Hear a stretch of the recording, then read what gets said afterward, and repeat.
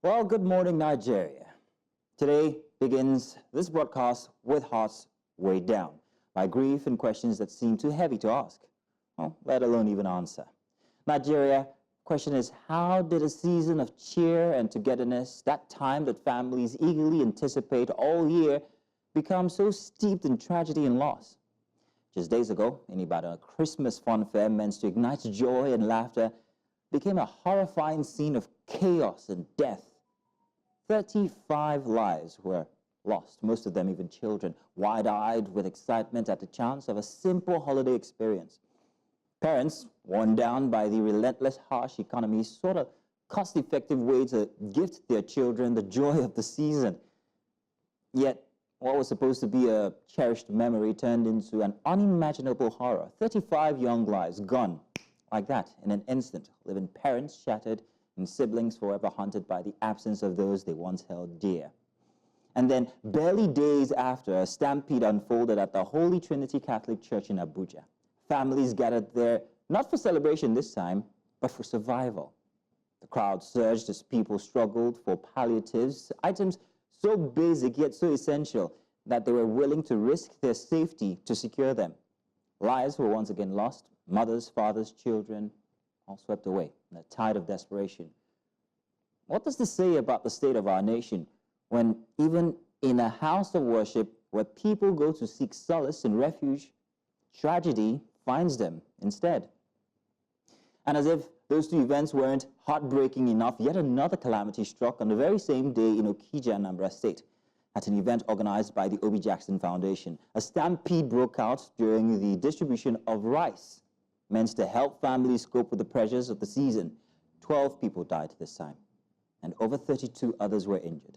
Witnesses described the scene, a massive crowd, each person driven by the fear of scarcity, each one pushing forward in hopes of securing the little that they could find for their families. In some cases, even they say entire families lost multiple members in a single devastating moment. How do we even begin to make sense of this? Well, the truth is, it's very glaring, and it's painful too, but it's also hard to confront. The soaring cost of living has pushed countless Nigerians to the brink. Skyrocketing prices have made even the most basic necessities, food, clothing, and shelter, unattainable for many. Parents faced with the impossible task of providing for their families are left scrambling for any opportunities to celebrate the season or even just to survive it. Now, this is a phenomenon never before seen on such a scale in Nigeria. The stark inequality and pervasive penury have turned what should be moments of joy into moments of heartbreak. And yet, we're left to ask, why now? Why are these tragedies unfolding at such a time when the spirit of the season should bind us together? Why are families forced to trade safety for survival? Why are lives being cut short in a quest for something as simple as a bag of rice or even a loaf of bread? Now, even the highest offices in the land cannot ignore the gravity of these events. The President, Bola Ahmed Tinubu himself, has cancelled scheduled events in Lagos to honor the victims of these tragedies. A solemn gesture that reflects the nation's collective grief, yes? But can gestures alone suffice? Can they bring back the futures that have been so cruelly stolen? So, as we sit with these questions, we can only pray for the souls lost, the families left behind, and for the nation, this one, our dear Nigeria, that desperately needs healing and hope. Well, on such a somber note, I welcome you to Breakfast Extra today as we reflect on these sobering events. We promise to tell you the stories that matter. My name is Mazino Appeal, and of course joining me, as always, is the brilliant and insightful Judith the TV. Judith, I don't know how you feel this morning with the issues that I've just noted about the 3 different stampedes that occurred only just within the space of less than 7 days. Judith? I mean, you rightfully put it. It's, again, a very flawless and wonderful monologue, Mazino. It really just reflects and captures what's really going on with Nigeria, and it's the rising cost of living crisis. And all of this stampede, like I said, I've said this before and I'll say it again, it's poverty that's causing this. For people to wake up as early as 4 a.m., 5 a.m., 6 a.m. in the morning to go and get where they can get resources, whether it's rice, toys, or hand-me-downs or freebies, to be able to celebrate Christmas. And it's just, it's sad all around. So it's very heartbreaking. Indeed, very sad, but the show must go on. We'll bring you the stories that matter, the conversations you want to hear right here on Breakfast Extra for a Sunday edition. Welcome. We'll be back.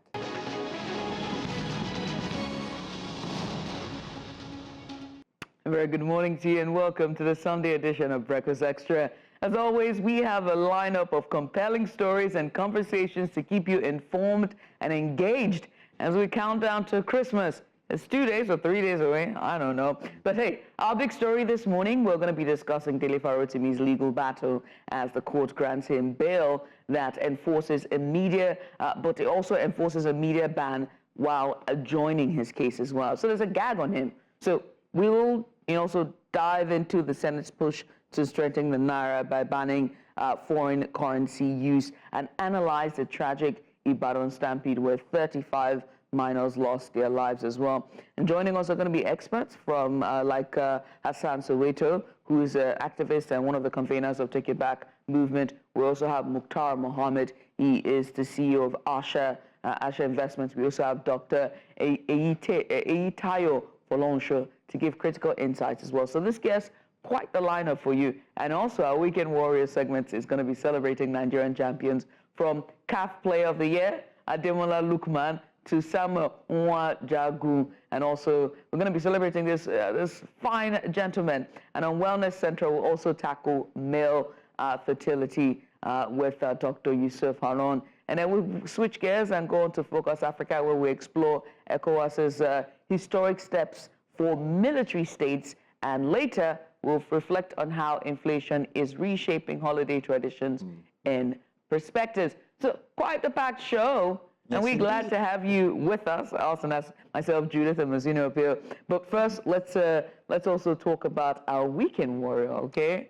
Yeah. Indeed. We're going to be talking about the Weekend Warrior, but before we do that, I wanted to get your take on the Stampede right here while we have this conversation. I see that you're putting on all black. I'm assuming that this is the reason why you're doing so. Yeah. This is the reason why. It's such it's a solemn moment for Nigerians because 3 Stampedes in the space of what's less than 5 or about 5 days, if I'm not mistaken, the Ibadan one, and we thought that was over. And then yesterday, while we're here, we had that information about the Abuja situation. And I mentioned this. I said it's the penury, it's the poverty, it's the situation of Nigeria that's causing all of this. Right. And before we could say, Bob's your uncle, another one happens. Yeah. Okay. I remember when I was on with the ladies on Just Syria on Friday, and the news had come out that it was the numbers of the children that died during the Stampede in Ibadan had moved from 32 to 35. I said that this is nothing else but poverty, and we all are to be blamed for the numbers of children that have died, because somehow we're not doing enough to hold power accountable when it comes to the austerity measures and the policies that they are introducing, because lives are being lost. People cannot afford 3 square meals, and they will do literally anything.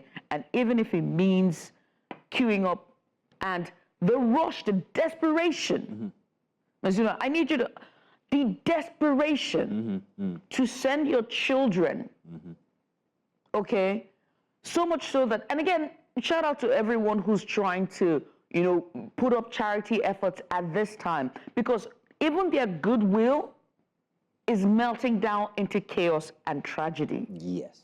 Do you get what I mean? Like, you are trying to do good, but people are dying in the process. I'll tell you something, that's the way, it's such a bad thing.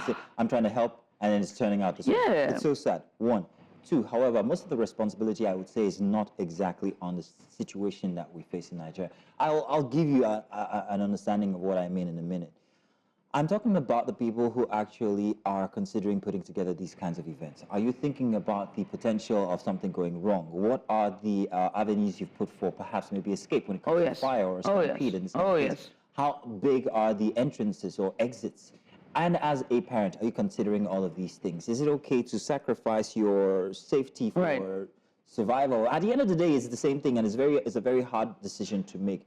But if it concerns children, especially in the case of the Ibadan situation, in fact, in all the cases, because whether you like it or not, it's parents trying to provide for their family. Right. Once it concerns children, it changes the dynamic. No.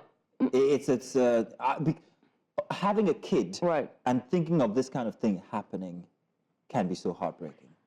Mazino, And I hate to make a case for those who have organized these events, whether it's the one in Abuja, in Anambra, Okija, or here, or Ibadan, or even here in Lagos, because I've volunteered at events like this, right?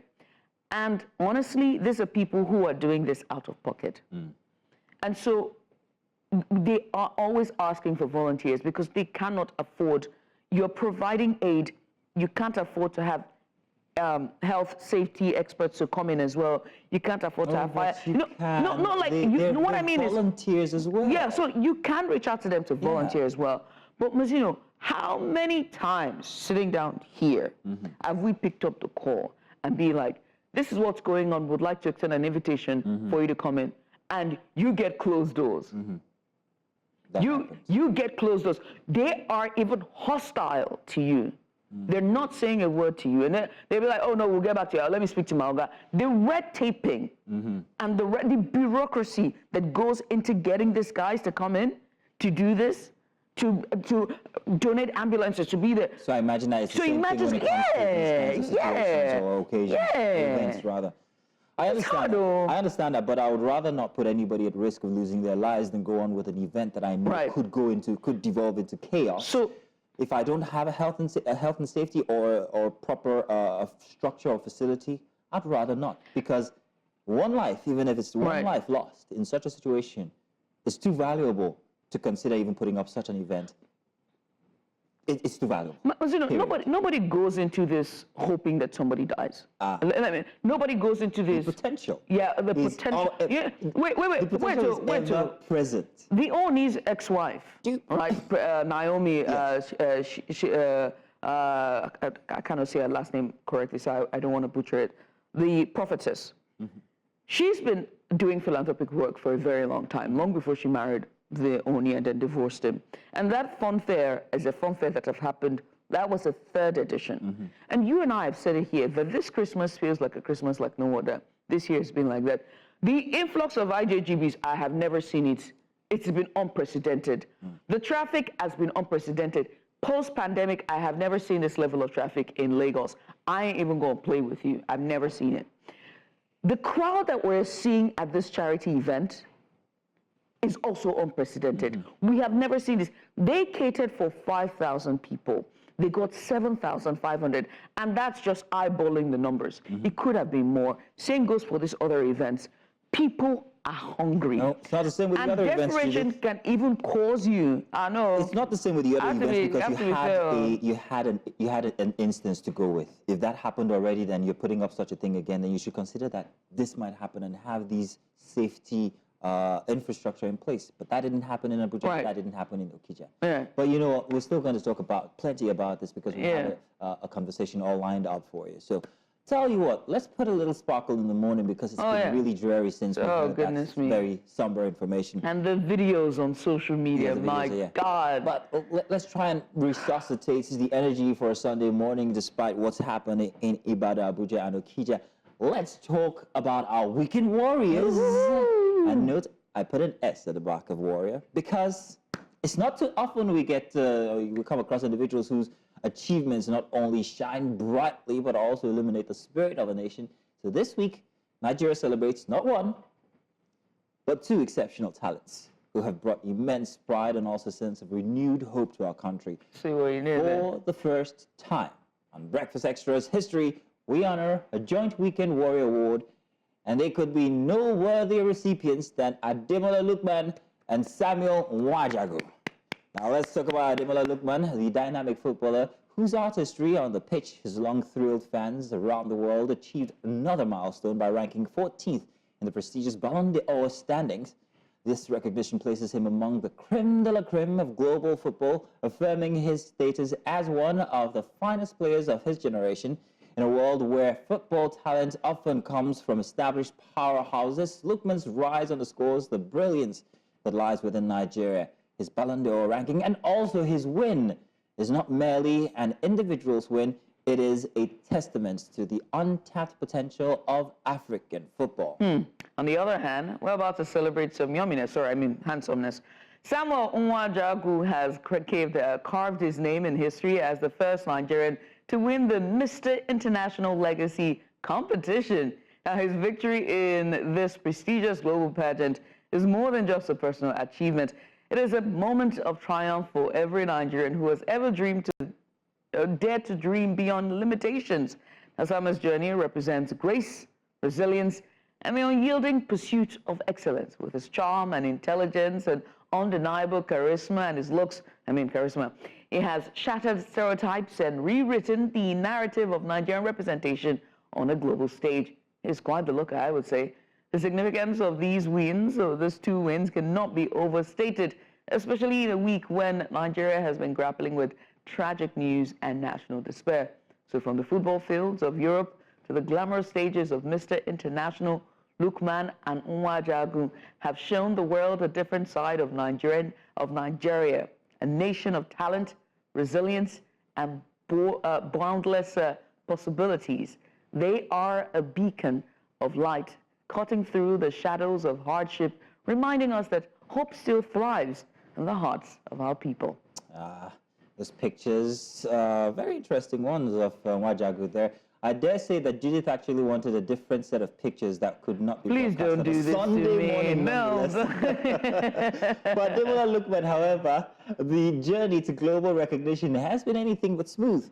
Born in England to Nigerian parents, Lukman chose to represent Nigeria on the international stage, a decision that has deepened his bond with the nation. If you remember when he won the African Footballer of the Year for Ballon d'Or, he even spoke in Yoruba. You tried. His dazzling performances for Atlanta and the Super Eagles have made him a household name. Yet, it is his humility and dedication that truly set him apart. His win in the Ballon d'Or event is a milestone, not just for him, but for African football, proving that Nigerian players can compete at the highest level of the sport. Similarly, Samuel Nwajagu's triumph at Mr. International Legacy is a groundbreaking achievement. A model actor and advocate for humanitarian causes, Samuel represents the perfect blend on beauty and brains. Now, his victory transcends the world of pageantry, serving as an inspiration to young Nigerians who aspire to make their mark on the global stage. In a world often quick to stereotype, Samuel's win is a proud reminder that Nigerian excellence knows no bounds.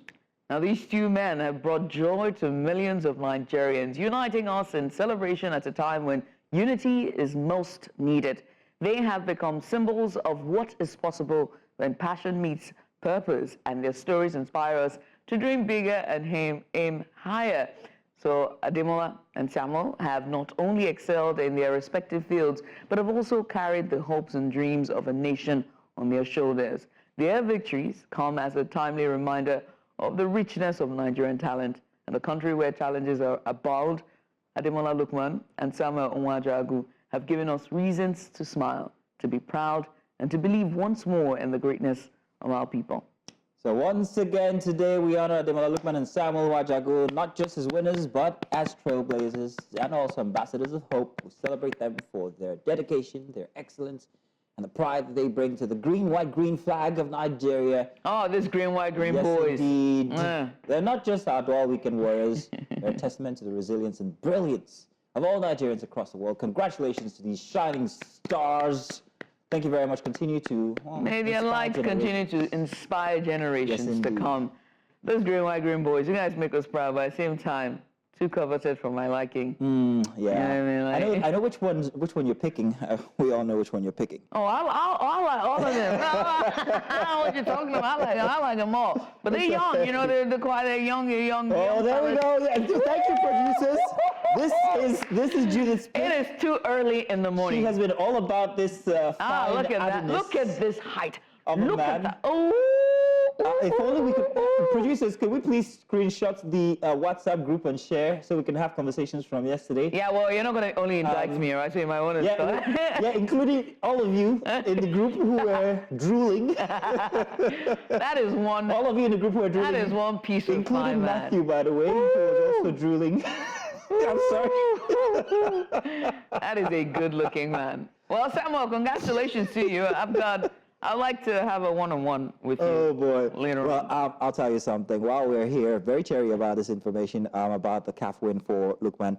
And Wajagu, I'd like to say that look how it put a very different spin on things this morning. Ooh. I mean, we started on a very somber note, but things like this actually happen or have the tendency to make or give us hope, whether we like it or not, whether it's monetary or not. Yeah. In this case, it's just not, but it's just a good feeling. Oh, yes, it is. So I think it's worthy of celebrating and starting the day with great balance for us here. Yeah. Because if you do breakfast television, you would realize one thing, that it's mostly always doom and gloom.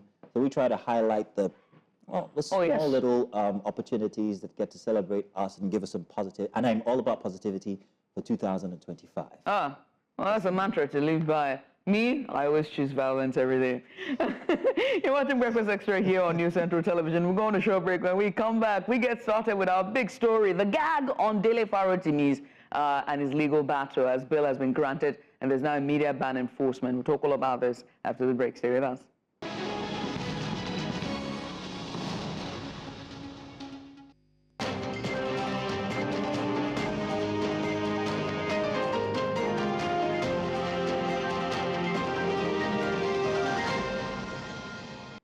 Better late than never. Let's do the papers this morning. Thank you very much for joining us. We know you were waiting for that one. We get to do the front pages every morning to tell you what exactly is making trending news for the front pages.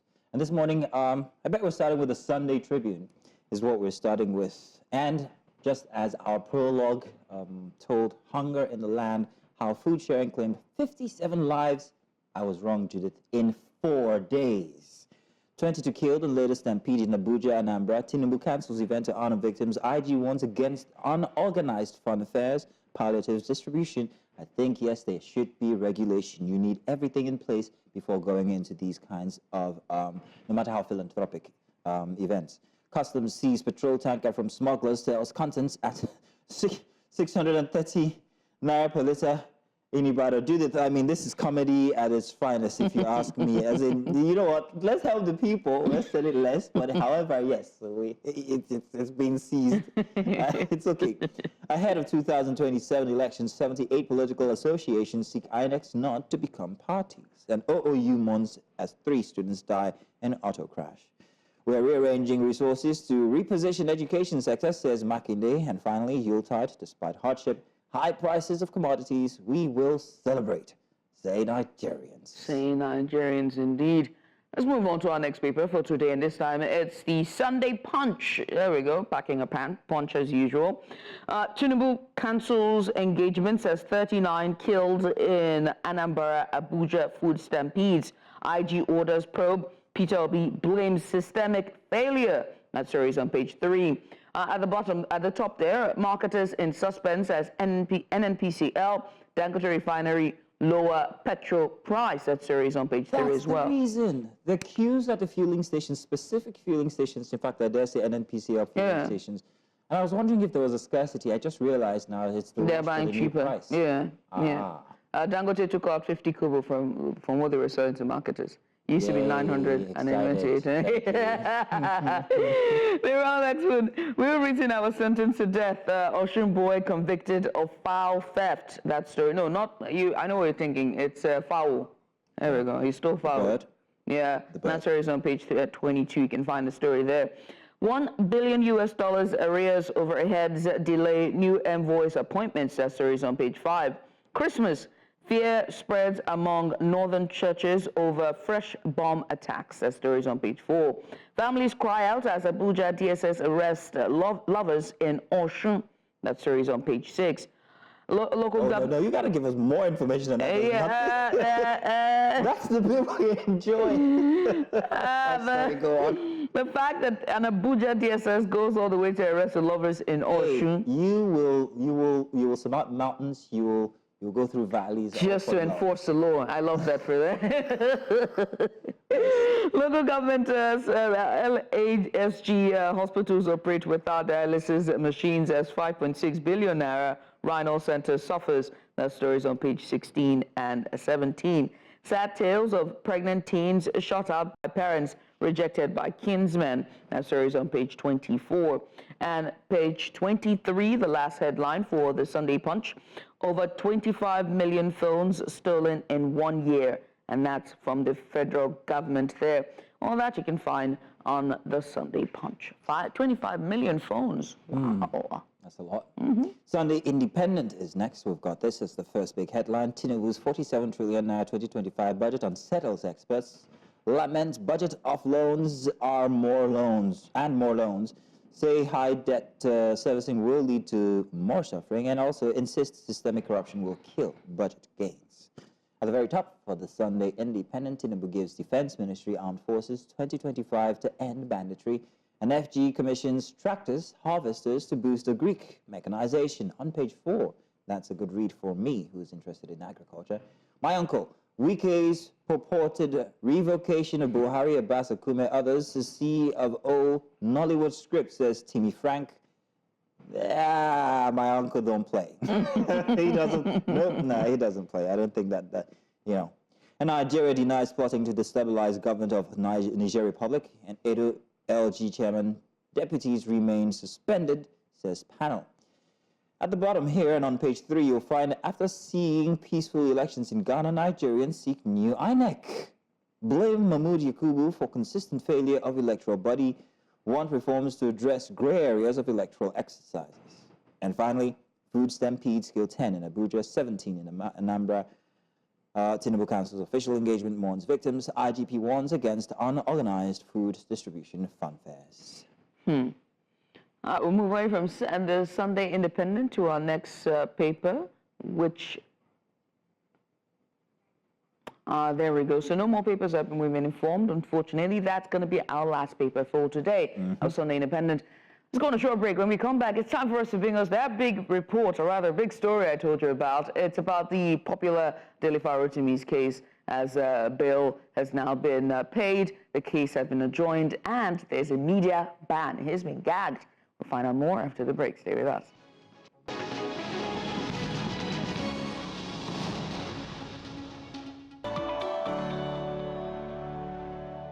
And welcome. Now let's go to the most pressing issue shaping our society currently, as plenty of tongues have been wagging and statements being made. This morning we turn our focus to a case that has sparked widespread conversation across Nigeria's legal and human rights landscape.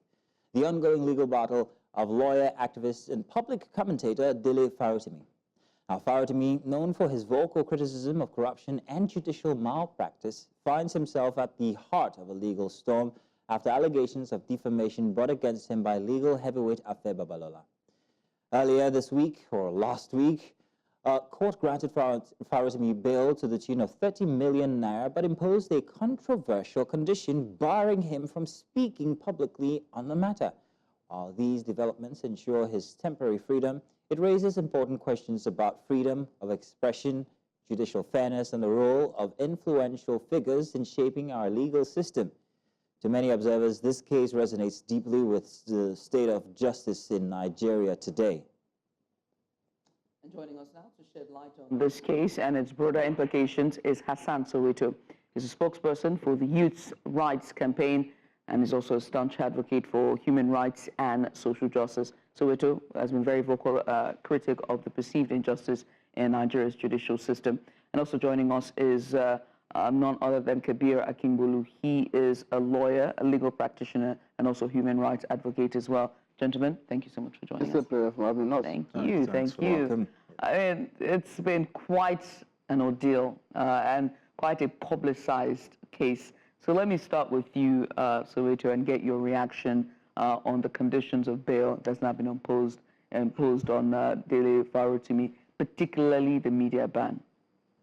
Well, I mean, it's not surprising because don't forget that the whole trial itself was about Dele Farotimi's audacity to expose what he considers the rot in the judiciary, so that the bail condition, while granting him his freedom, is meant to continue to stifle his ability to continue to speak, to those issues. And that's why I think that it's very, very unfortunate. But it's also a pattern of event that we have seen. The 11 people on trial today for treason arising out of the August End Bad Governance protest, Adaraboye Makeleni and 10 others, when they also got their bail at the Federal High Court in Abuja. similar bail conditions were also imposed on them. They are not supposed to speak to the media and all of that. And I think that it only just shows the whole implications of what the government is doing.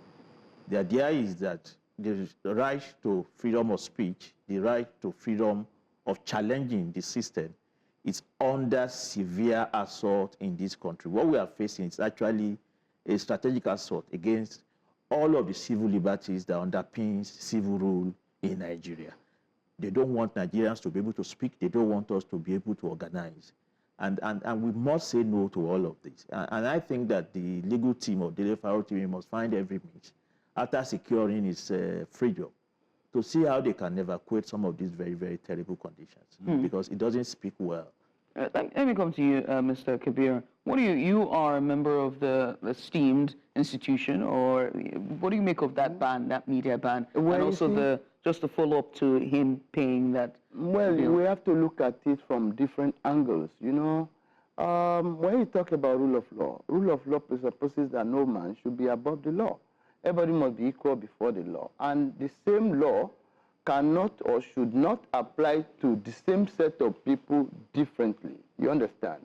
So, when you have it at the back of your mind, then you will be able to appreciate the point that is all the issues that are at stake. Now, when we look at it from the point of view of the Constitution, we talk of human rights. I'm a human rights activist myself, of note. Now, this human rights activism, this human rights provisions in the law, many people have violated it. Many people have taken it to the extreme. Some people are even nuisance, not people like Rotimi here is one of the earliest in the society. But go to social media. I'm one of the advocates of the fact that we must regulate the social media in Nigeria especially. You understand? The case of Hutus and Hutu in this Rwanda, it's just because the genocide because of fake news. I was in Abuja sometime and somebody said at Bank Road in Ekiti, there is a robbery now, they have killed 20 people. And every one of us started calling our people in Ekiti, oh, please don't stay. It was a lie at the end of the day. Many things like that. We are here now holding this interview. They can tell, somebody can just stay outside there and say, my brother is in Abuja. So all these things have to be regulated. Now, where your right stops is where the right of others start. You cannot use the instrument or machinery of fair hearing or freedom of expression to talk anyhow, and we must also get it clearly. One, I am not in support of gagging anybody, gagging the press and all that. I'm one of the people that have fought against all this to any extent. However, when we look at the case of Rotimi, for instance, it is an exception. Let me tell you, as a lawyer, even if you look at the case is in 13 series of Nigeria Weekly Law Report, he never participated in that case. I challenge anybody. You know, all this issue of somebody going to the media and blackmailing people. My friend has made his name. You have made your name as a journalist. You have made your name as a journalist. I know you. I know some of the things I can say you can do with what I've read about you. I cannot just say because I go on the social media and say, oh, this is, appeal is this. No. You have to do it within the presence of the law. And again, all the fundamental rights granted or guaranteed from Section 30 to Section 46 of the Constitution. This is in respect to Dele's publishing of the book you're speaking of. Yes, I'm telling you. Now, from Section 30 to Section 46, you understand? Section 33 to Section 33, yes, to 46. They are all qualified rights. Now, I'm going to where my friend stopped. Now, when you say, when a court has spoken, we cannot comment about it again. We can no longer call it gagging. The court has a right to issue an order against the president. When a court can speak and the government is removed in the next minute, he speaks. Whether we like it or not, it's not every time that a court will give a judgment. Some clarity here. Yes. Some clarity here. So your reference is to Dele publishing his book. Yes. Using that as a medium, or he has a, well, let's just use the word called, or following is a better word already. So using that to disparage somebody else's reputation is what you're speaking about. Yes. You're likening that to social media currently where people can yes, exactly. Now, you're saying it is not gagging because it is in court and could be considered sub judice if you were to speak about it using another medium, and when and when a court has spoken, you don't need to agree with it. That is the law. Regarding that, it not being gagging. So you've been, yeah, because you have been having the reaction. I'm not a lawyer, you know, but I consider myself a citizen of this country. Yeah. who has the benefit, of studying history and knowing what happens in other jurisdictions. And when I talk about studying history, I'm talking about where we are coming from as a nation, because it's also important that we have a balanced approach to things, understanding that everything has implications. This is the 24th year of a civil rule in Nigeria. So that when you begin to have development that acts back to the dark days of military jackboot, authoritarianism, we have to be worried. Because what we are talking about in the matter of Dele Farotimi, it's not about whether what he said in his book is right or not. Many people have not even read the book. It's a question of how, even when you feel insulted, even when you feel that your reputation, my reputation has been damaged by someone, what are the legal resources available to every Nigerian to seek redress? And in the case of Dele Farotimi, we are saying that what is happening is judicial terrorism. That is how I describe it. Don't forget, that the magistrate court that has just granted him this very terrible bail does not even have the jurisdiction over its case. Criminal defamation is not even in the laws in Ekiti. So this is a court that is trying someone over a non-existing crime and has given him a bail that now means that his right to freedom of expression is further taken away. That is what we are talking about now. And alongside all of this, it also has a case at the Federal Court, instituted by the Inspector General of Police. There are about 3 or 4 other civil cases against him, against his book. So this is a man who is facing huge judicial. And let me also say this very quickly. I have it on good authority that even this bill that has been given by the magistrate court may not at the end of the day guarantee his freedom. Because there is information that once that bail is perfected, there are plans to rearrest him immediately. Now this is hearsay, Right. according to what you've heard. And then charge him at another jurisdiction. Once again, according to what you've heard. According to what I have heard. And so, And if those who are planning it are hearing this, what we should tell them is that no matter how much they continue to, but what is happening is actually a confirmation of what Dele Farotimi has said, that there are some people in this country who have taken Nigerian states into their pocket. It's state capture. And they have the police, they have the courts, they have the army under their control, but they are private citizens. Right. And they can do and undo against anyone. That is what is happening. you made something very clear here, which is a conversation about the bail conditions and the media gag. But you also said that Ekiti State does not have defamation and libel as a criminal offense in the laws of that state. Yeah. Your response? Yes, incidentally, I'm from that state. Do you understand? I knew you were. So I was waiting for you to reply. And incidentally, too, I'm a member of Judicial Service Commission. Okay, so is it correct? Responsible for the appointment of judges in my state. Okay. Now, what I can say very well is very correct. You understand? I too have problem with the bail that they granted. In fact, the tune of the bail, I don't think any magistrate court in Nigeria has jurisdiction up to the point of receive 500,000, how many million, understand? The jurisdiction of it, even in Lagos, I think it's about 10 million, the highest jurisdiction, and Lagos leads while other states follow. Do you understand? When you talk of anything, not only judiciary, the development we have today in anything started from Lagos or must have started from Lagos. Now, but then the area that I'm looking at, I'm still going to that. I say we have to look at it from this one. I have a lot of problems with even the thing. It's not looking like prosecution. It's more or less looking like persecution now. Do you understand? You know why? If you are charging in different states, you understand? But people don't know. Some of those, there are some civil suits, that are arisen out of this. There is a criminal suit that has arisen also. Now, you are making it to look like, oh, we are not even interested in this, we want to punish you. That's what you are making it to look like. But when we look at the whole thing, let me tell you, I'm a lawyer. I will not be a party to stay and say, oh, this is judicial. When the court has spoken, we have to be very careful. Judicial terrorism is not a very pleasant word to use against any of the court. Let me tell you, all these things happen. My friend talked about other jurisdiction too. Fine, I will go there. Yeah, in America, there's what they call, there's the case of O.J. Simpson and the people. It's one of the most popular and most celebrated cases in the world. It got to a stage, everybody knew, everybody believed reasonably that that man was the one who killed the wife And the lover of the wife, circumstantial evidence and all that one, you know, convincing one. But they use jury system, the judicial system set him free. America nearly got, you know, nearly caught fire. It got to a stage the American president had to come out and say, please, whether we like it or not, our court has spoken. Whether you like the judgment or you don't like the judgment, you must just obey it. Yeah, do you understand? Let me tell you, even in America, that we say they operate the most complicated, complex, or the most advanced democracy. That's what they call Bill of Attainder.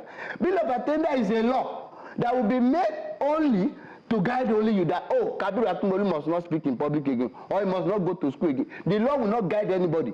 There is no jurisprudence in the world that recognizes a bill of attainder. Does it mean they are not running democracy? Now, as a lawyer, ask anybody, those who know how I practice, I have had cause to challenge judges that, my lord, you are biased. I will tell him right there. There are procedures for this kind of things. It's not that all the judges have appeared before were angels. It's not all the judges but I will say, my lord, with what you have done, please disqualify yourself. It will be before the court. Did you notice something that Kabir said? You made a reference and you used America as a case study. Yes. Now in America, the judiciary, whether you like it or not, is absolutely very separate from Nigeria. The governance. Yes.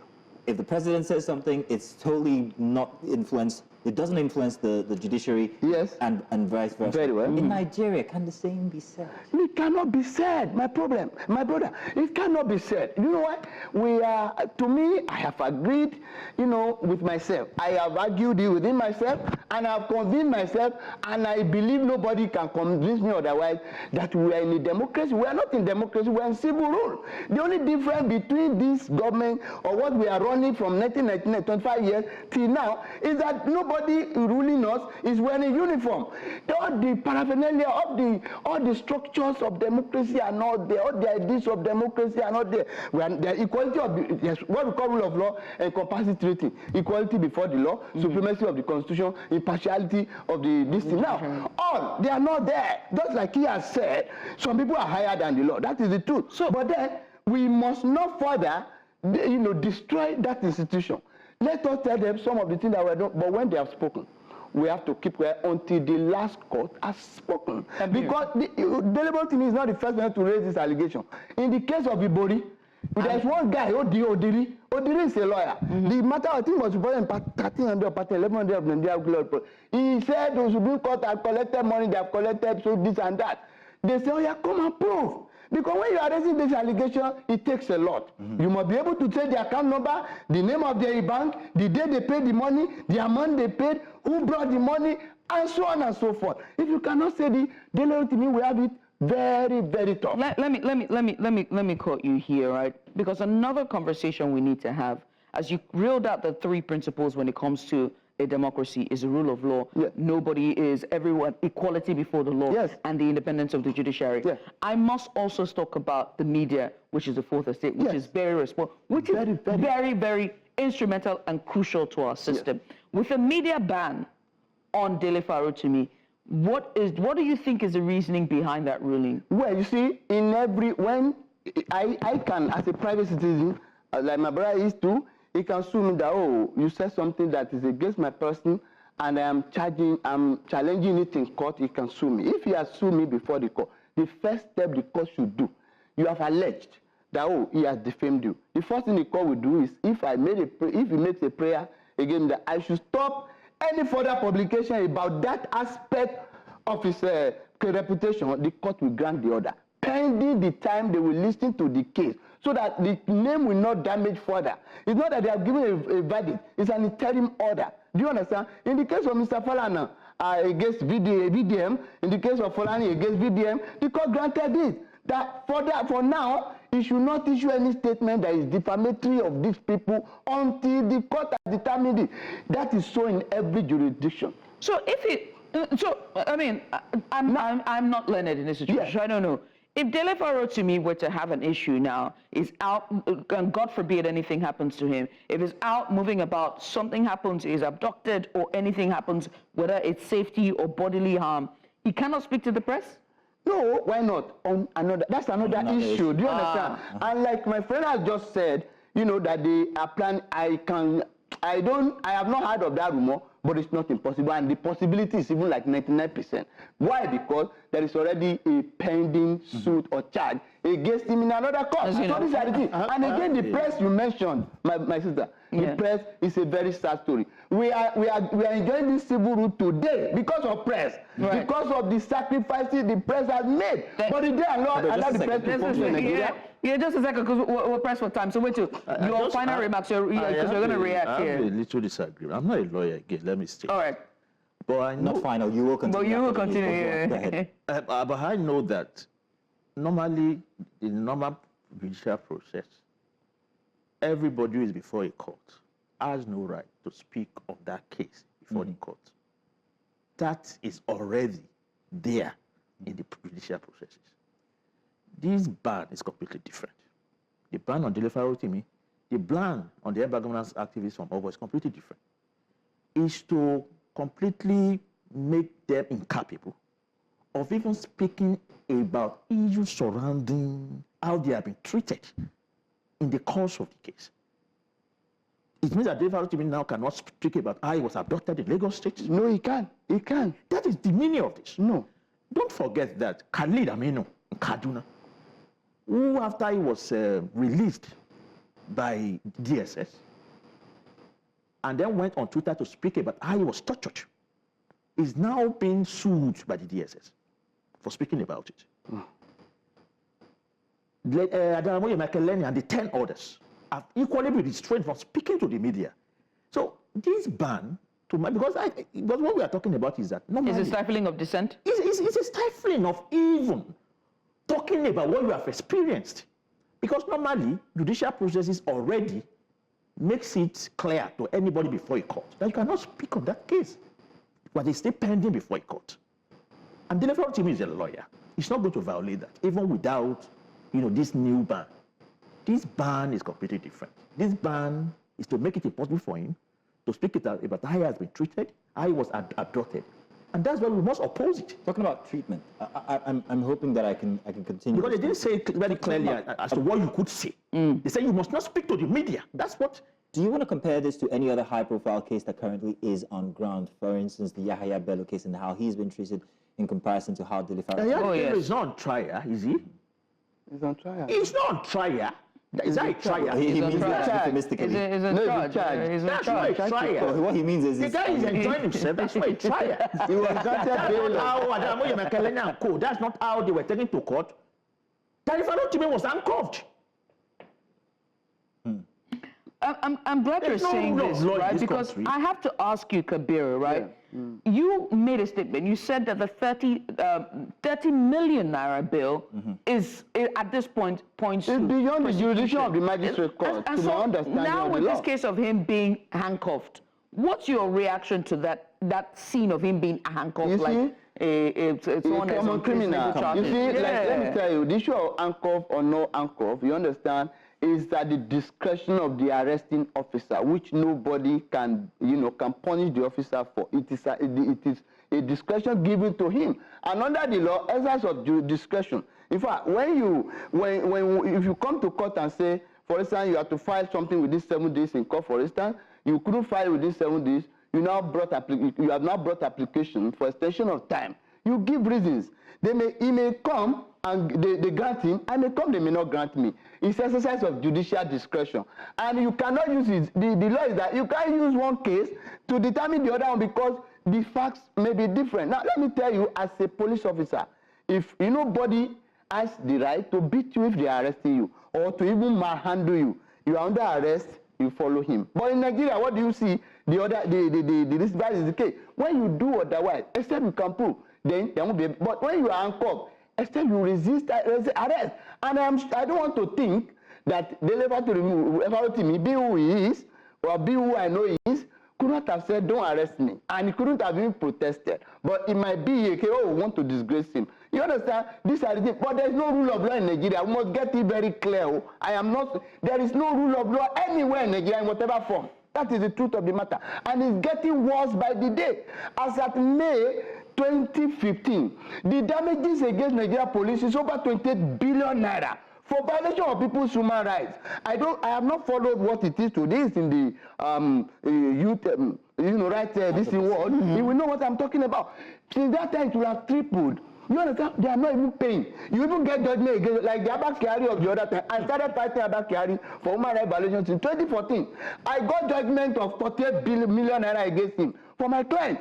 Nobody could enforce it. I took him to inside panel. They absorbed him. So the system is shielding him until when God said it's enough. So this is what you see. At the end of the day, Rotimi will have his day in court. When you look at the whole thing, it's not going to be more than all this what I can call media trial. It's not going to be more than all this what they call IGG, initial gra-gra. At the end of the day, nothing will happen. But the only thing I know about law, whoever has, they have personal right to sue him for defamation and claim damages. Do you understand? That's the only thing. But when you talk of criminal libel, instead they go to the north to sue him. Just a second, so I'm wondering what the concluding side of this story could be, what it could mean for advocacy, what it could mean for freedom of speech. I'm expecting two different answers from both of you gentlemen, although Kabir has this very way of balancing in between it's very good at that. One leg in, one leg out. It's a very good dancer. But what do you think this means for dissent? What do you think it means for speaking out? Advocacy, CSOs. Journalists. What do you think it means for human rights activists? The other time I was here, speaking about Dele Farotimi, I said that what is happening to Dele Farotimi is a twin of what happened in August. The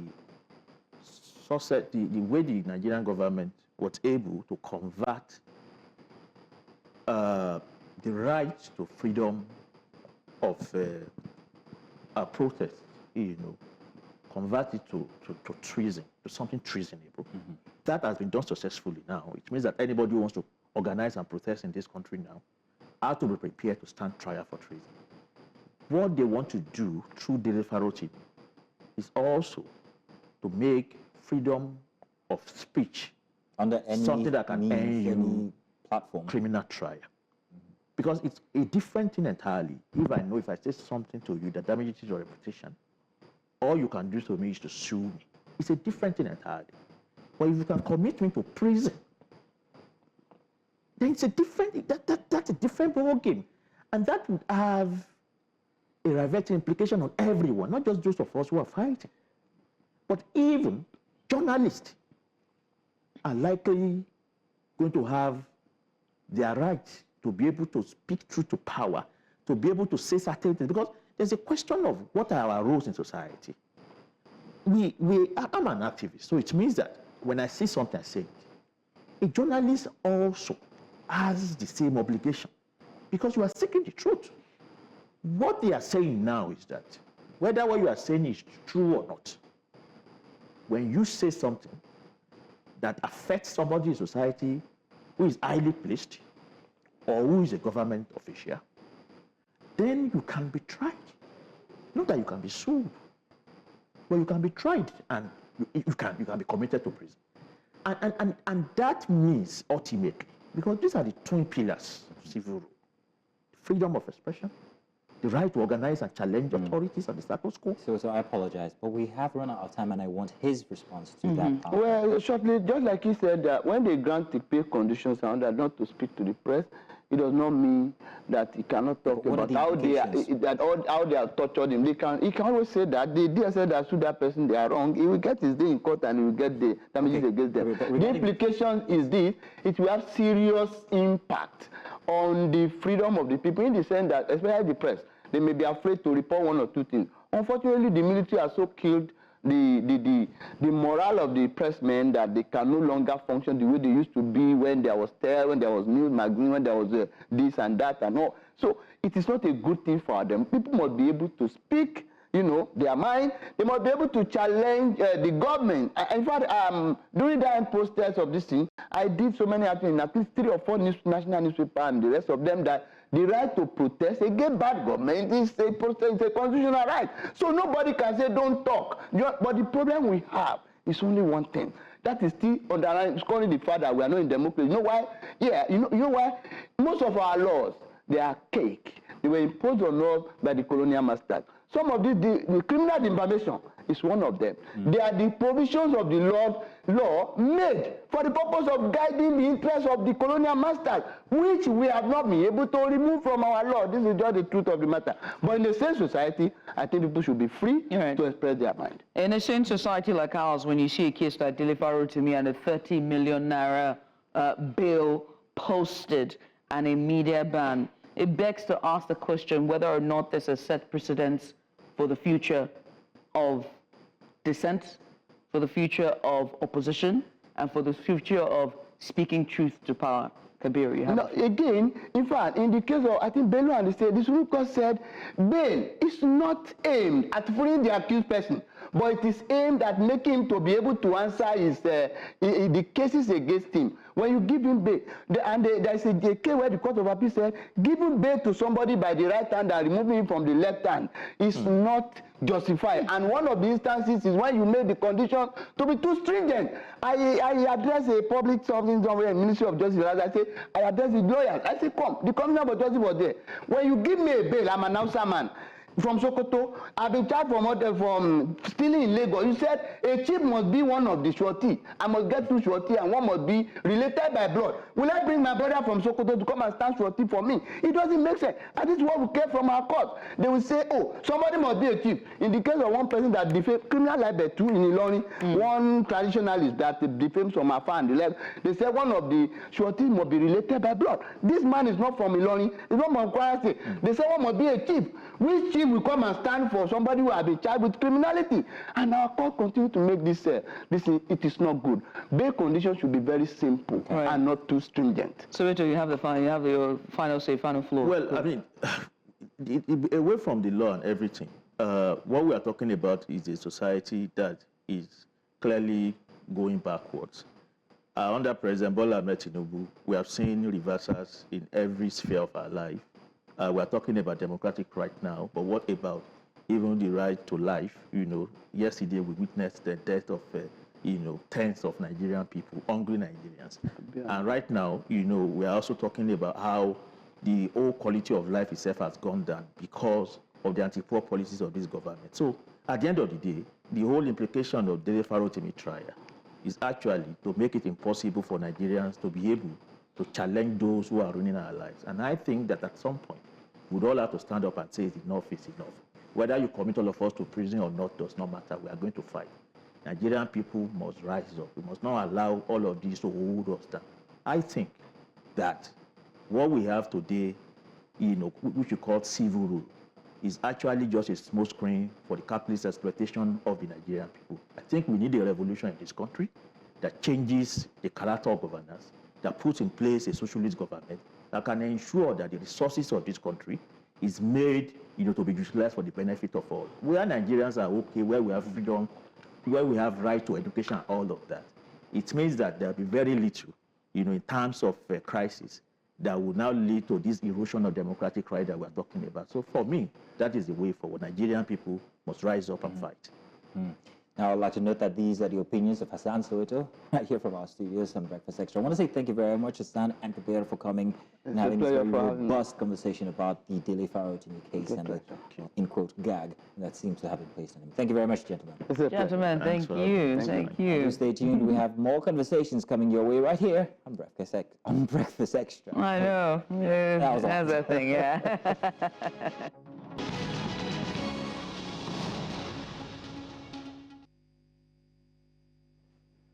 Welcome back. Still Breakfast Extra here, big story segment. This morning, we delve into an issue that sits at the heart of Nigeria's economic stability.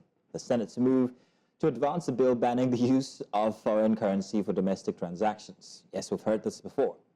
Now, this proposed legislation aims to reinforce the Naira's standing amidst years of declining value and reliance on the dollar and other foreign currencies.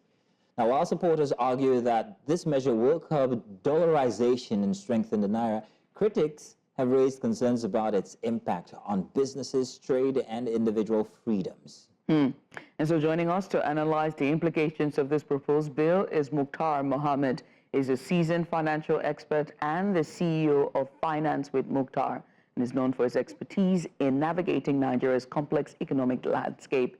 and he will help us break down the potential effects of this legislation on the economy and the everyday lives of Nigerians. Mukhtar, as always, thank you so much for joining us this morning, and good morning to you. Mukhtar, I want to say good morning. Good morning. Thank you for having me. My first appearance on your breakfast show. Yes. It seemed like when she was telling about you, you were like, Namibi this. Exactly. Yeah, it is now. Thank you for joining. Well, thank you for joining us. And let's just get started with your thoughts on the Senate's proposal to ban the use of foreign currencies for domestic transactions. Is this a good move? It is not. Is it not? It's first time hearing this. Is it long overdue? Your thoughts?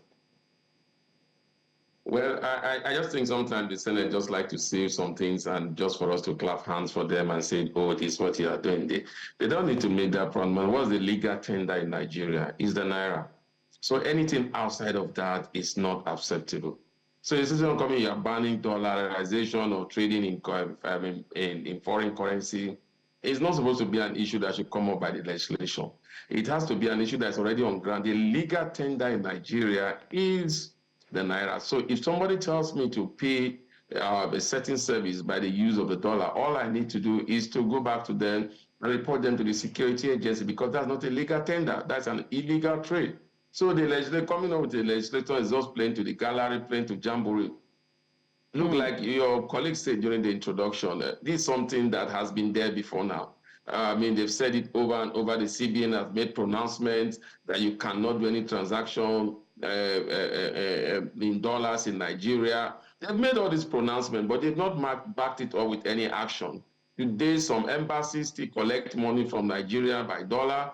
Even when they are not even collecting by dollar, their exchange rate is far, far above the official rate or the market-driven willing seller, willing buyer rate. So for me, sometimes we just decide to stop because we have to say something, we have to legislate. Legislate what?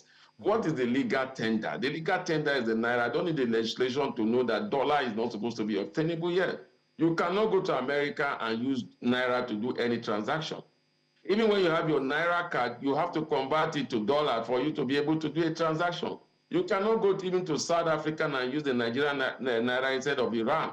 You cannot even go to Ghana here and decide that you want to use Naira instead of the Ghana CD to make transaction. Even when you have dollar, you have to change it to the Ghana CD to make a transaction. So for me, it's just a play to the gallery, making noise about what is not supposed to be. They should face more important things and legislate for the betterment of this country. Mukhtar, will it affect businesses? How will it affect businesses? How? It's not a legal tender. It's not supposed to affect businesses. But Mukhtar, then there is international trade. You mentioned some of them, but you also said something about it not being the first time that we have actually come around this corner. We are here yet again. So why didn't it work in the first place? Why does it say, or what challenges are in front of the Senate after this proposal? What do you think the challenges that might be faced are in implementing this? Let me tell you, you talked about international trade. You call it international trade. It's not local trade. So when you exchange the Naira to the dollar within Nigeria, I want to do a transaction within an embassy, and you're telling me to pay the Naira. I mean to pay dollar for that transaction. It's not an international trade. It's a localized trade. If I'm doing a trade, maybe I'm doing a business in Nigeria, and then I have to collect my form in the US, then I can do the dollar there. But if I bring dollar into Nigeria, I have to convert it to Naira to do trade. That's a legal tender. Even international trade is different from localized trading, so we must clear that up. Even at what embassies? Is the even at yes? embassies? What is the yes?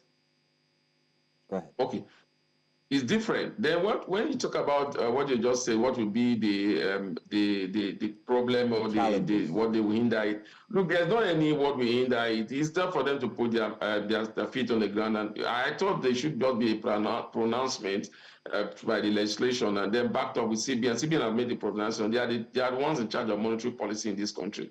They are the one that sets monetary policy rules in this country. So they are the one to set it off. Legislator going there and saying whatever they want to say does not, unless the CBN has to back it up. The CBN have said time without number that the legal tender in this country is the Naira. So they have to back it up. But unfortunately, these same legislators that are talking there, they want to apply to visa.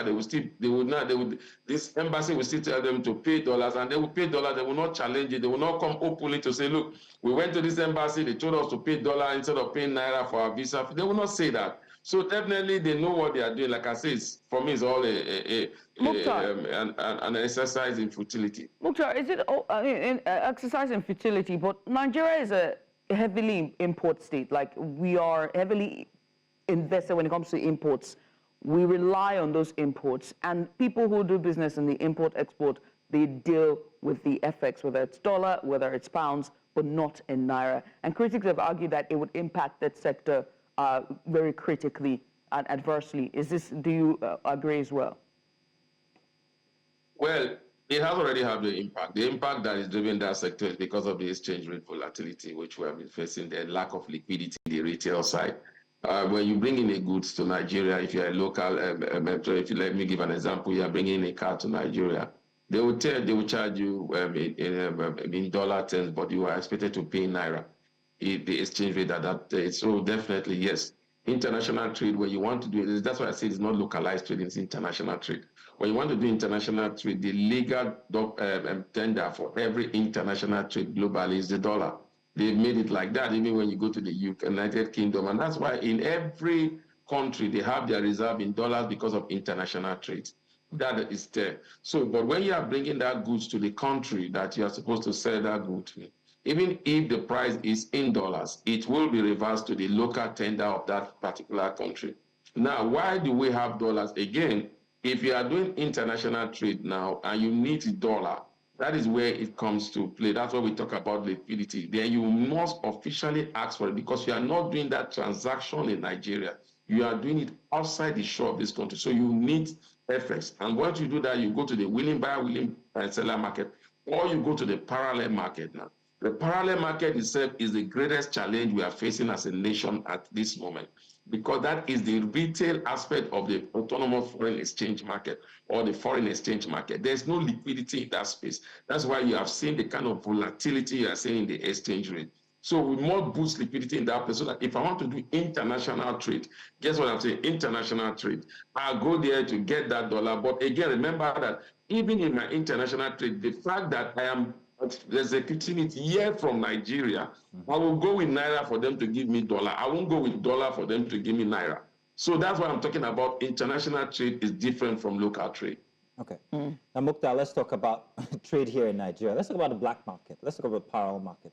But what they're proposing, how is this going to affect these two markets? Will it affect it in any way? Yes, it will be positive. It will be positive if the proposal goes through and then we decide to implement. That means the demand for FX will go down. Like I said, the current liquidity issue we are having in the market is largely driven by the retail sector. Like you just pointed out. Now, if I want to apply for a visa, I have to look for between $500 or $1,000 to pay to the whatever agency that's in charge of that to give me a visa. So that is putting more pressure. I'm not looking for 10,000. You know how many Nigerians want to apply for visa now in this country? So you can imagine the pressure that puts to the parallel market or the official market. That is one. Secondly, again, you have to also look at in terms of SMEs. So most of these SMEs, they do business outside the shore of this country. And what they need FX, like 1,500, 2,000, 10,000 at most, or people that want to pay school fees also do the same thing. So what we need to do is to boost liquidity in that space for genuine trade. Let's put it, genuine trade. Now, you want to trade outside the shore of the country? Yes, definitely, because again, some of those trade outside the shore of the country, when their goods goes outside, they don't bring in FX into the Nigerian economy. Now, let me give you an example. We are beginning to see stability in the petroleum sector. I said it in one program, I said this is the first time in a long while, nobody is so much scared about the price of PMS during the festivity period. Rather, we are now beginning to see a competition whereby PMS will go down. And like Aliko Dangote said in one of his recent interviews, he said this is largely driven by the dollar to naira policy that was implemented by the federal government. So when you tie that to what we are seeing now, then it will begin to do transaction, mostly for localized transaction with naira. Definitely that will help bring down the exchange rate, and that will create stability, and that will make businesses begin to expand, and that will be good for Nigeria economy. And we also have to talk about the parallel market, although in terms of whether it's the black market or parallel market, Could banning of foreign currencies, for local transactions potentially lead to an increase in our black market or parallel markets? Well, it could, because again, it could if we don't have liquidity in that space, retail. It's all driven by demand and supply. And when you ban that and then you don't have implementation, then they go behind, they go under. When I mean they go under, you don't see them publicly again. And people still want this demand. So they will definitely go behind the scene, and that could drive up the price in the black market. That's why it's called black market. But now the government have come out and said, look, even the Bureau de Change can participate in the autonomous foreign exchange market, willing buyer, willing seller. So now that means they could drive liquidity to that space. We have a reserve now about 40 billion.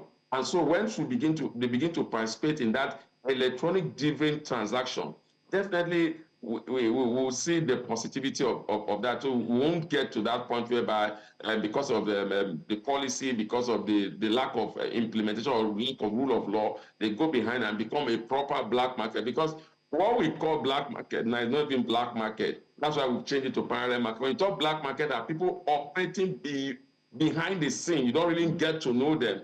It's like their face is shaded, you don't know them. But presently, you know who operates in the BAP. So, but if you decide to implement that, they will go under, because you have legislature, you have the security agency, they can be able to arrest them. But like I said, it's all boiled down to what are this policy. Do we have the capability to implement what we've said is wrong? So for me, that has been the problem of this country, regulation. And its effect on inflation, real quick? Oh, that would be huge. That would be huge. Let me tell you, the next inflationary figure that we are going to see with the recent reduction in fuel price, no matter how small it is, you are going to see the impact on the inflationary figure. If you stabilize the exchange rate, just like your colleagues say, most of our transactions we are exporting from outside the shore of this country. So if you bring down the exchange rate, it's going to bring down the cost of goods and services. The current inflationary pressure is not driven because of too much liquidity in the system. It's not driven because of too much borrowing. No, it's largely driven because of the exchange rate. And so once we are able to address that exchange rate volatility, you have also addressed inflation. Remember, now we are beginning to see those things play up in the petroleum sector, because according to the data that was produced by the CBN before now, that 40% of FX demand is largely driven by those that want to import refined petroleum products. Imagine that 40% goes down, and then you're able to create a buoyant retail market. Definitely the exchange rate will drastically come down, even maybe beyond the 1,400 that they are proposing. So that will definitely drive down inflation. Well, we hope to see how this will, pan out, whether or not the Senate will move to passing a legislation indeed, and how the implementation will be, and whether or not they will be able to garner, public trust in this policy. Because if there's one thing for certain, Nigerians have had enough when it comes to all the austerity measures and the policies, when it comes to threatening the Naira or just the economic reforms in and of itself. But Mukhtar, we want to say thank you for taking out the time this morning, for joining us and sharing your insights on this very critical issue. We do hope that this will help us, in our journey to stabilizing the Naira and reshaping Nigeria's economy. Mukhtar Mohammed, once again, many thanks. Thank you for having me. You have a pleasant week and compliments of the season. Likewise, thank you so much. We're going to a short break. When we return, we will bring you Wellness Central. And this time, we are talking about male fertility and reproductive health. Stay with us.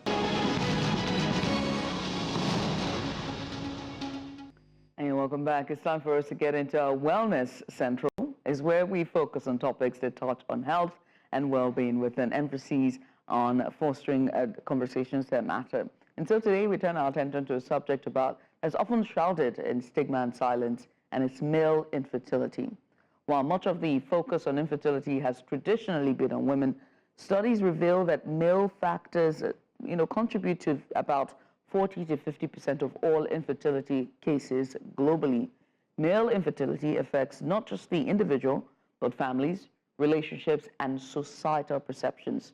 It's an honor to have, we're going to be discussing the male infertility topic, which is a topic that carries significant emotional, cultural, and medical weight. All right, many men and their partners, silently face challenges in conceiving, often without the knowledge, information, or support they need.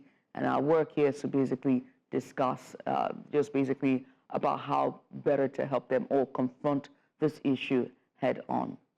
And so joining us today to demystify male infertility and shed light on men's reproductive health is our, I think I can call him in-house doctor now. Dr. Haroon is in the house again. Dr. Yusuf Haroon, Thank welcome. you very much. You've come to answer a question. She talked about an old Western about shooting blanks. Right. So let's get to it. Male infertility. First of all, I always like to start any health discussion with asking about the prevalence of an ailment. How prevalent is it? 40 to 50% of families. Yeah, well, you said that. Let the doctor tell us now. Yes, that's absolutely Is she correct? Yeah. Now, See? it's 40 to 50% of causes of infertility is the male factor. 40 to 50% also is a female factor. Then about 10% is idiopathic or unknown.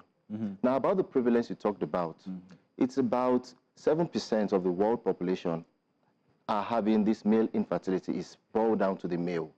So in Nigeria now, the shooting blanks we talked about, it's a very, very ironic question because we can't actually point out to a physical cause of how you determine that, okay, this man is shooting blanks. But there is one particular way you can know. Number one, if a man is having constant sexual intercourse with a woman for 1 year and the woman is fertile or she has given birth, then definitely you can suspect that this man has a problem. Another way you can know from the signs is if you see that this man is having or unable to maintain good erection. Erectile dysfunction could be also a sign to know that this man is shooting blanks. For example, he can't last long in bed. That doesn't mean that someone who can't last long can't get a woman pregnant, but there could be an underlying cause, a cause to why he is not able to last long. Another sign you can know is if the man is having loss of hair features. A man normally should be hairy. So if this man is having low hair growing out on his face, on his body. Maybe like patches in their beards, for example? Not absolutely. This man may not even have much hair. Then also another way you could know is if the man is having swelling in his testicles, in his balls. Yeah, we would never know that. The man will know. The man. Yeah, I get you. If a man feels that there's a swelling in his testicles, now then in terms of the sperm also, appearance of the sperm, if the man ejaculates or comes, and he sees that the sperm is not the normal sperm looks whitish gray. Some people might say it's like a catarrh or mucus or pap. Normal sperm smells like bleach, ammonia. It is alkaline. Also, a normal sperm, it has about 1.5 to 5 mils when he ejaculates, when he releases. So if you look at the syringe which a nurse used to give injection, 5 mils, a normal sperm should fill it. So if the man releases and the sperm is less than even 1.5 mils, the man should be suspicious that maybe he's having a problem with his sperm. And the major cause of male infertility is sperm problem. Oh, yes. Sperm problem, not not erectile problems. Not erectile. A man can have erectile dysfunction. Yet be able. Like, Unable to, yes. Another thing many people don't know is that even the pre-cum can get a woman pregnant. no. Yes, That is sperm not, because cells. we've had this debate from It can. secondary school to university to beer parlor discussions. It can. There's that's a patient that came to true me. now. The woman came heavy. No. Boy. This woman came heavy. That is a moment that should go on It Instagram. is. This woman was heavy, and she came, doctor, my man never came inside me. We've been having this for several years. How come I got pregnant?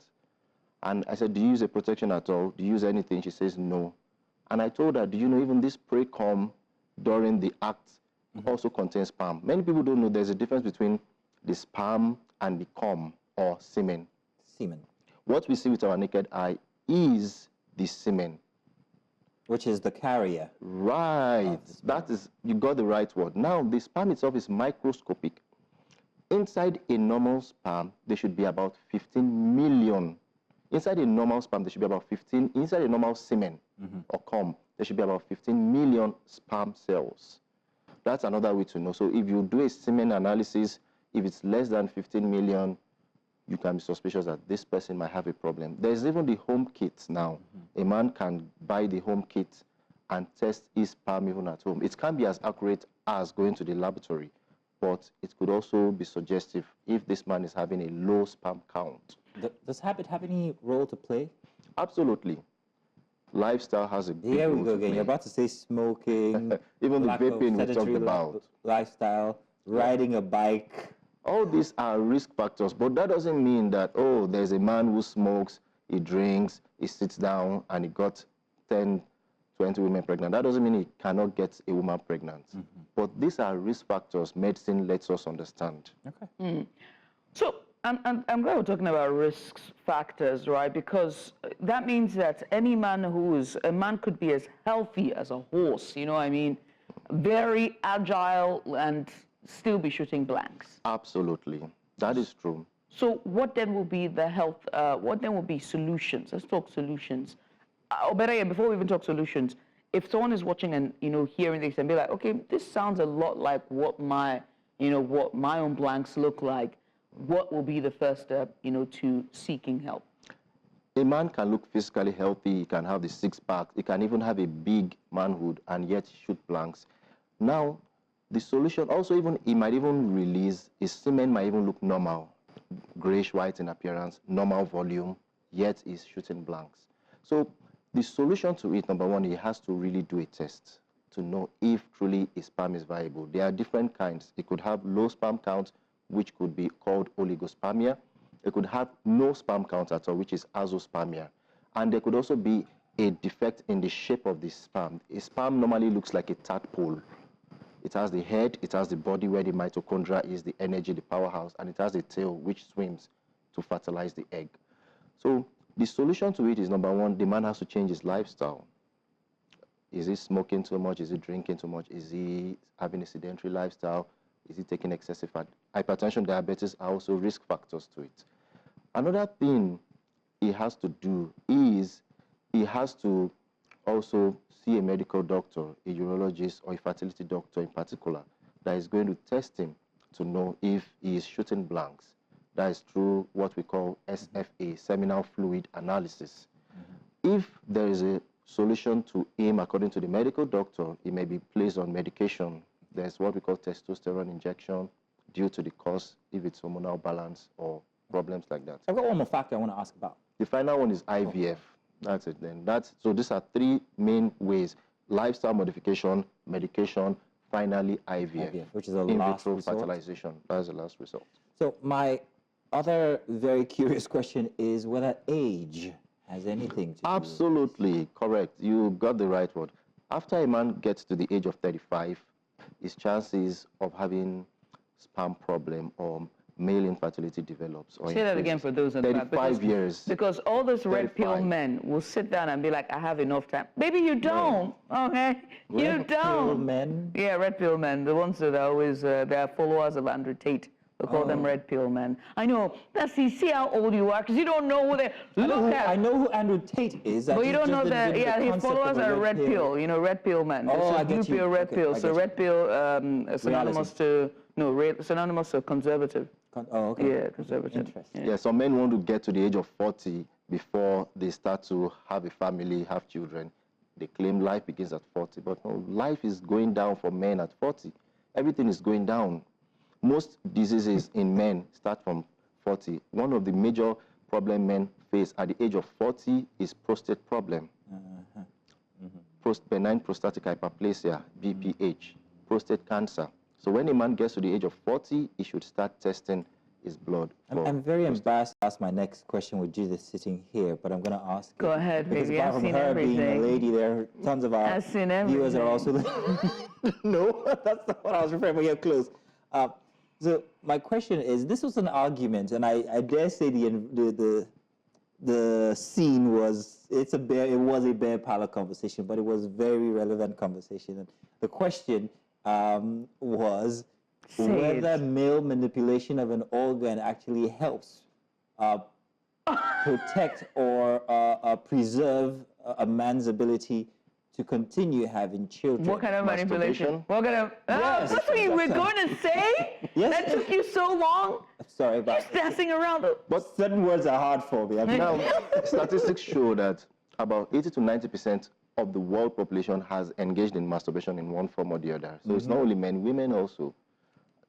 Surprisingly, even most toys purchased are sex toys from to satisfy the women. So I think even women, permit me, even do the more masturbation than even the men. So does this help fertility for men in any? Now, a man who masturbates a lot, there's a higher tendency of his semen to Lose quality.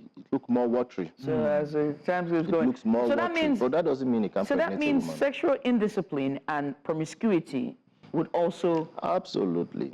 Say that again for those out of that. Sexual Because when you're about promiscuity. moving around with other women, you're losing the. It can lead to what? Sexually transmitted infection. And there are 4 main causes. There are many others, but the 4 main causes of male infertility. Number 1 is sperm problem. Number 2, sexually transmitted infection from sexual promiscuity.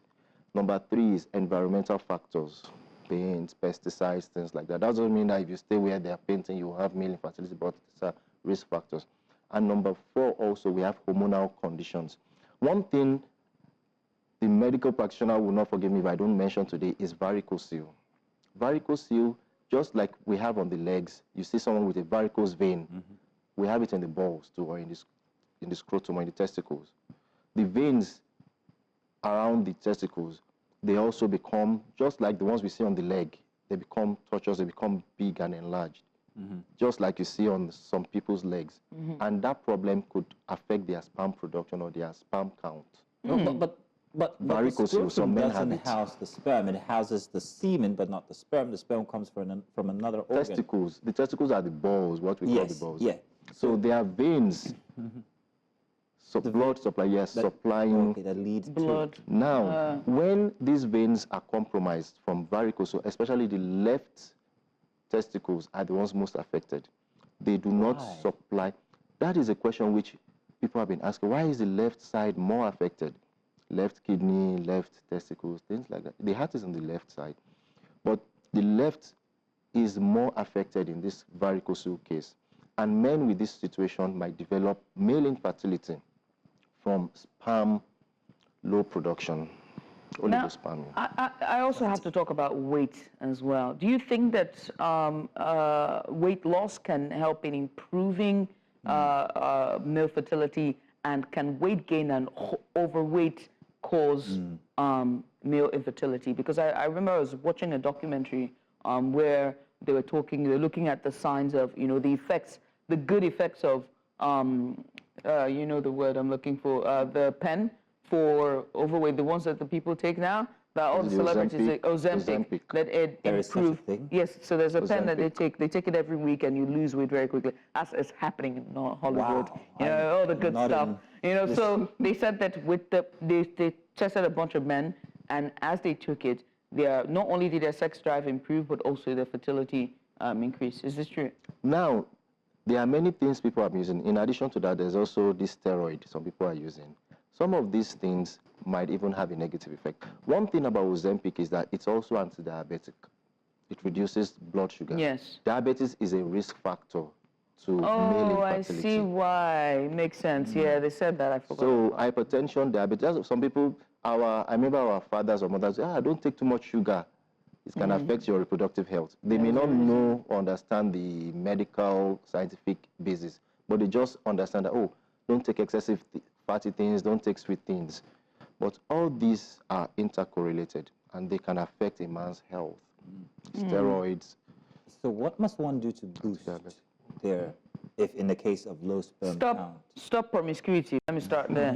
After that, what could they do? Number Are one, the improve your medical- lifestyle. Improve your Lifestyle lifestyle. improvement. Research has shown that people who improve their lifestyle get better, also even performance. I didn't finish the question. I was leading somewhere.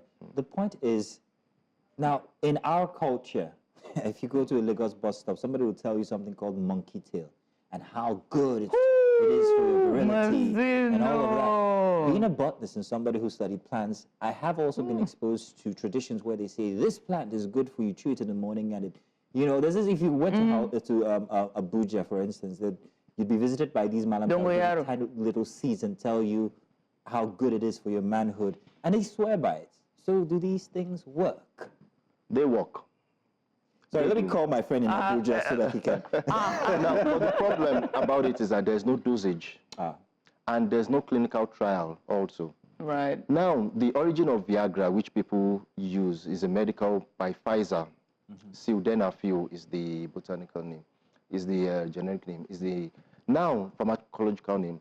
This drug also was derived from plants, and the woman who gave it to a patient was for the heart. Yes. But she noticed that the man developed strong erection, Lucky him. and that was how they started using the sildenafil or Viagra also for sexual enhancement. So all this type of local herbs, they do work, but there's no dosage. And when I was in nephrology unit, I noticed that some people come down with renal damage because they will take a high dose of these herbs, no measurement, no dosage. Because of no clinical trials. No clinical trials. We don't know which one she used. We don't know the amount to use. So they just take a whole bunch of the herbs And overdo it. Overdose with gin, with different things, and it damages the kidneys, damages the livers. They could go into renal nephropathy, and things like that. So I strongly recommend that all this should also be researched on, and there should be dosage on how we can. There's nothing wrong if Nigeria produces Its also own sort all of these Viagra. sexual enhancements that pass through all clinical trials and they are internationally accepted. Doctor, we must say thank you. You have done justice to this topic, and it's all thanks to me. I must say thank you, Dr. Yusuf. Dr. Yusuf Harun. He is a doctor here from Love for Health. Hopefully I got it correctly. Yes, maybe we'll And talk Love of for female Organization. infertility And he came in later. here just to give us a bit more insight as per male infertility, medical solutions, and also having an openness and understanding of male fertility. If you've been listening and you seem to have a sign, they have pointed to some small things that you seem to know is there. Please go and check. Thank you. God bless. We're going to short break to bring you sports. Stay here.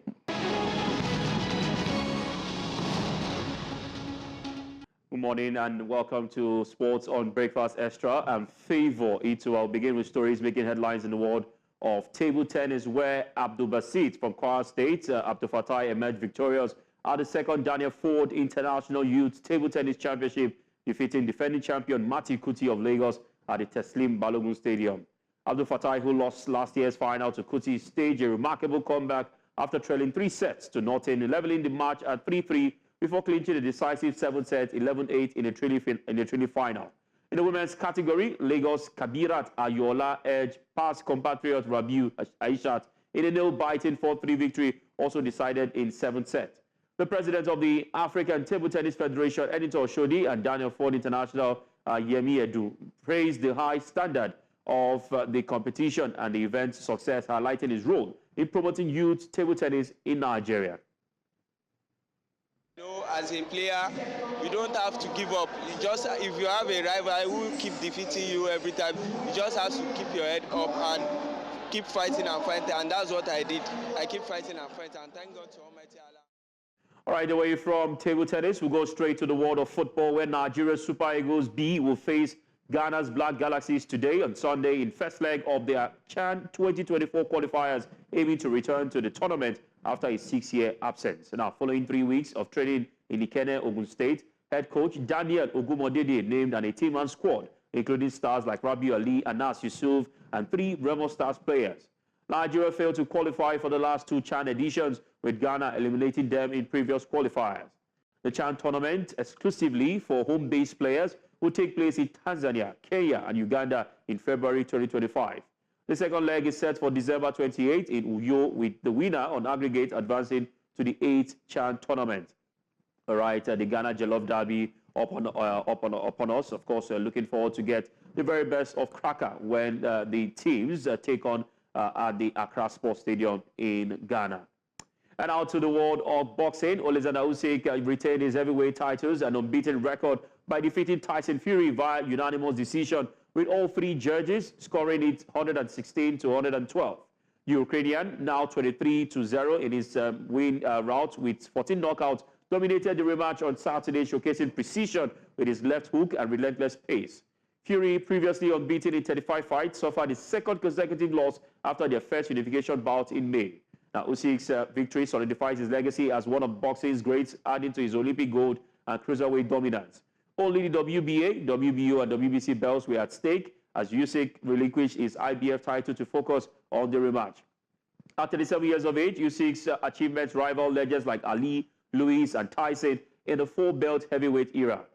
All right, fantastic one right there for Alexander Usyk. He has shown once again why he's one of boxing's famous or wonderful boxers when we have, of course, in the ring.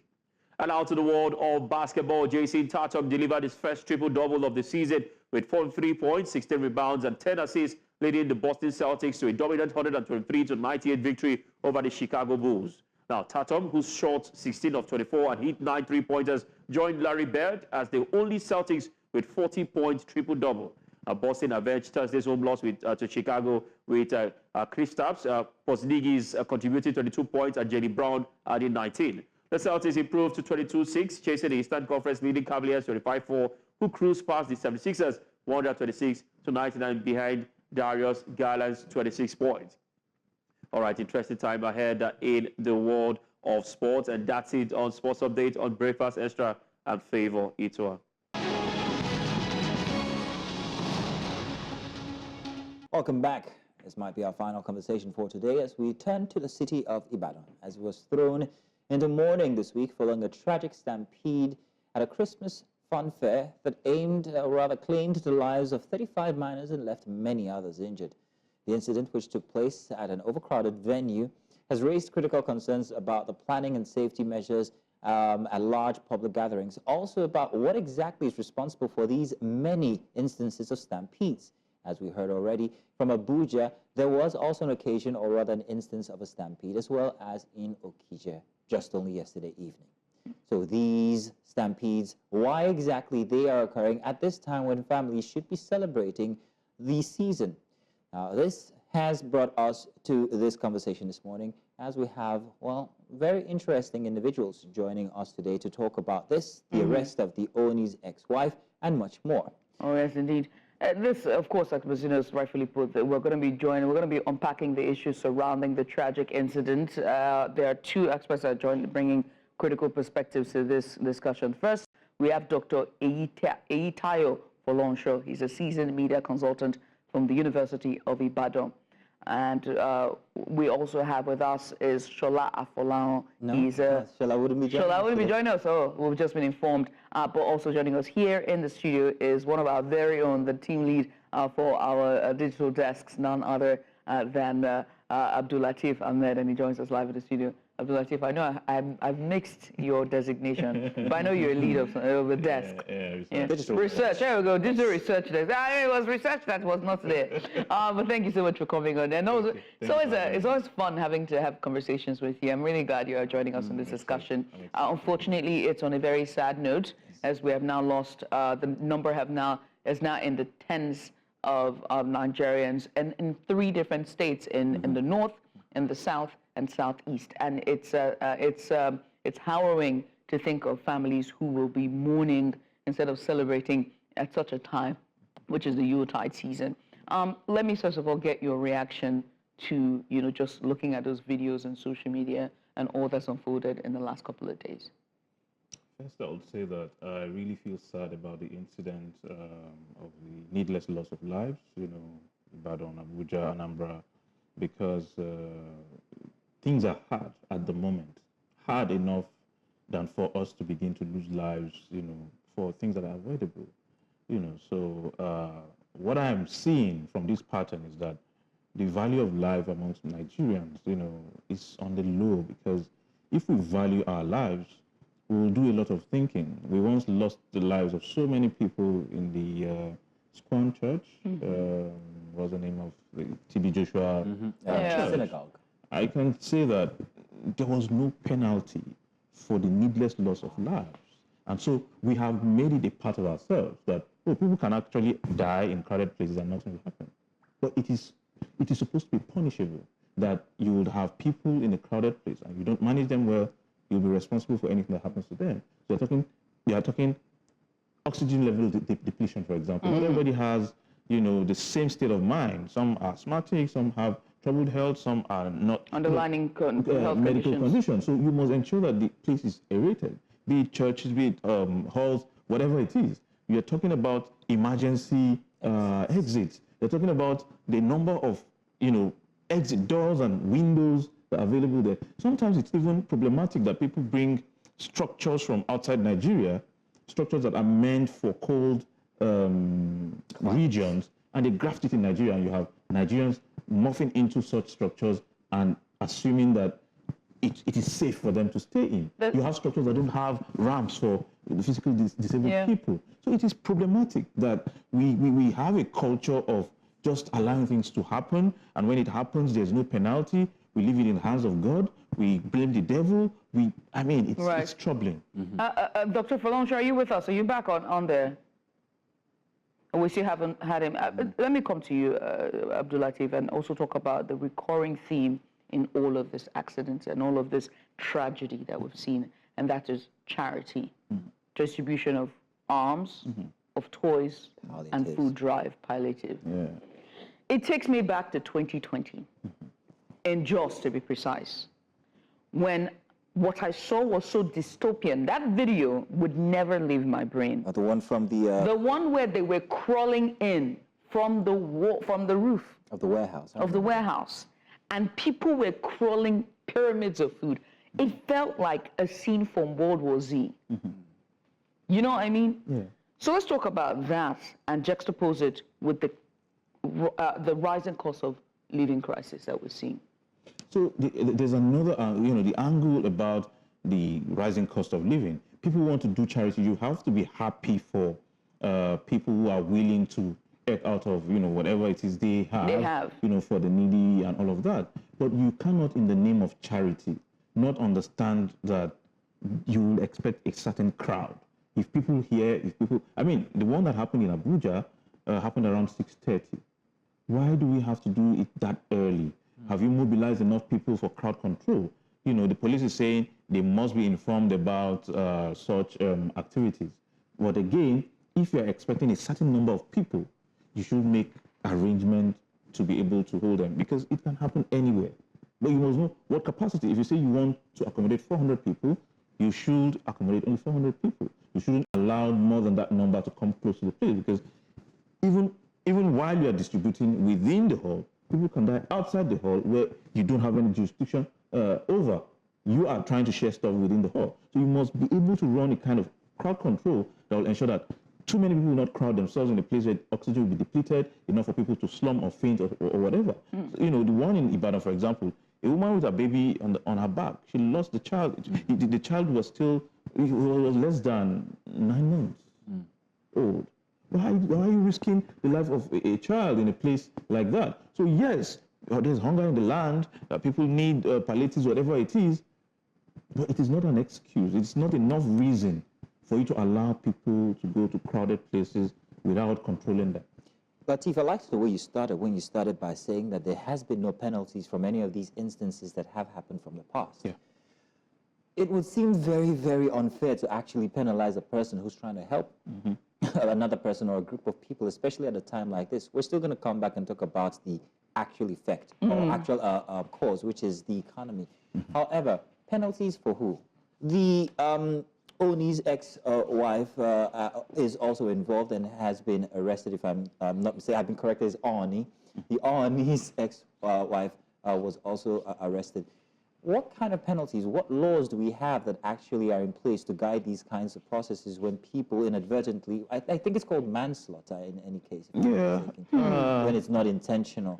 So are there any cases from before that we can fall back on? Should there be any policies that would change these kinds of eventualities if they are to happen? And if anybody has this kind of a big heart to want to help, where do they go through? What authorities must they go through to be able to set a template for them to say, this is what you must do? And then we get to talk about health and safety. I know it's a very disarticulated question, but I'm sure you can handle it. So there's a legal angle to it. I'm not sure what component of our law gives certain regulations, but because we are evolved animals, more sound in the mind, we should be able to say, if this happens, this will happen. You don't want to be the conveyor of negativities, of bad news. So one, you should know the capacity.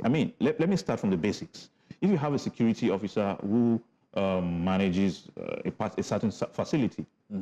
I want to know, is he enlightened enough to know what the capacity of that facility is? If he doesn't know, it means that 1,000 people can cram into a 300 building capacity building, and he will not be bothered because he doesn't have the understanding that it will be overcrowded. So something as basic as that, are you hiring security agents that do not know these basic things? One. Two, when you announce stuff like that, knowing the present condition of the country, you should anticipate that these things will blow beyond your capacity.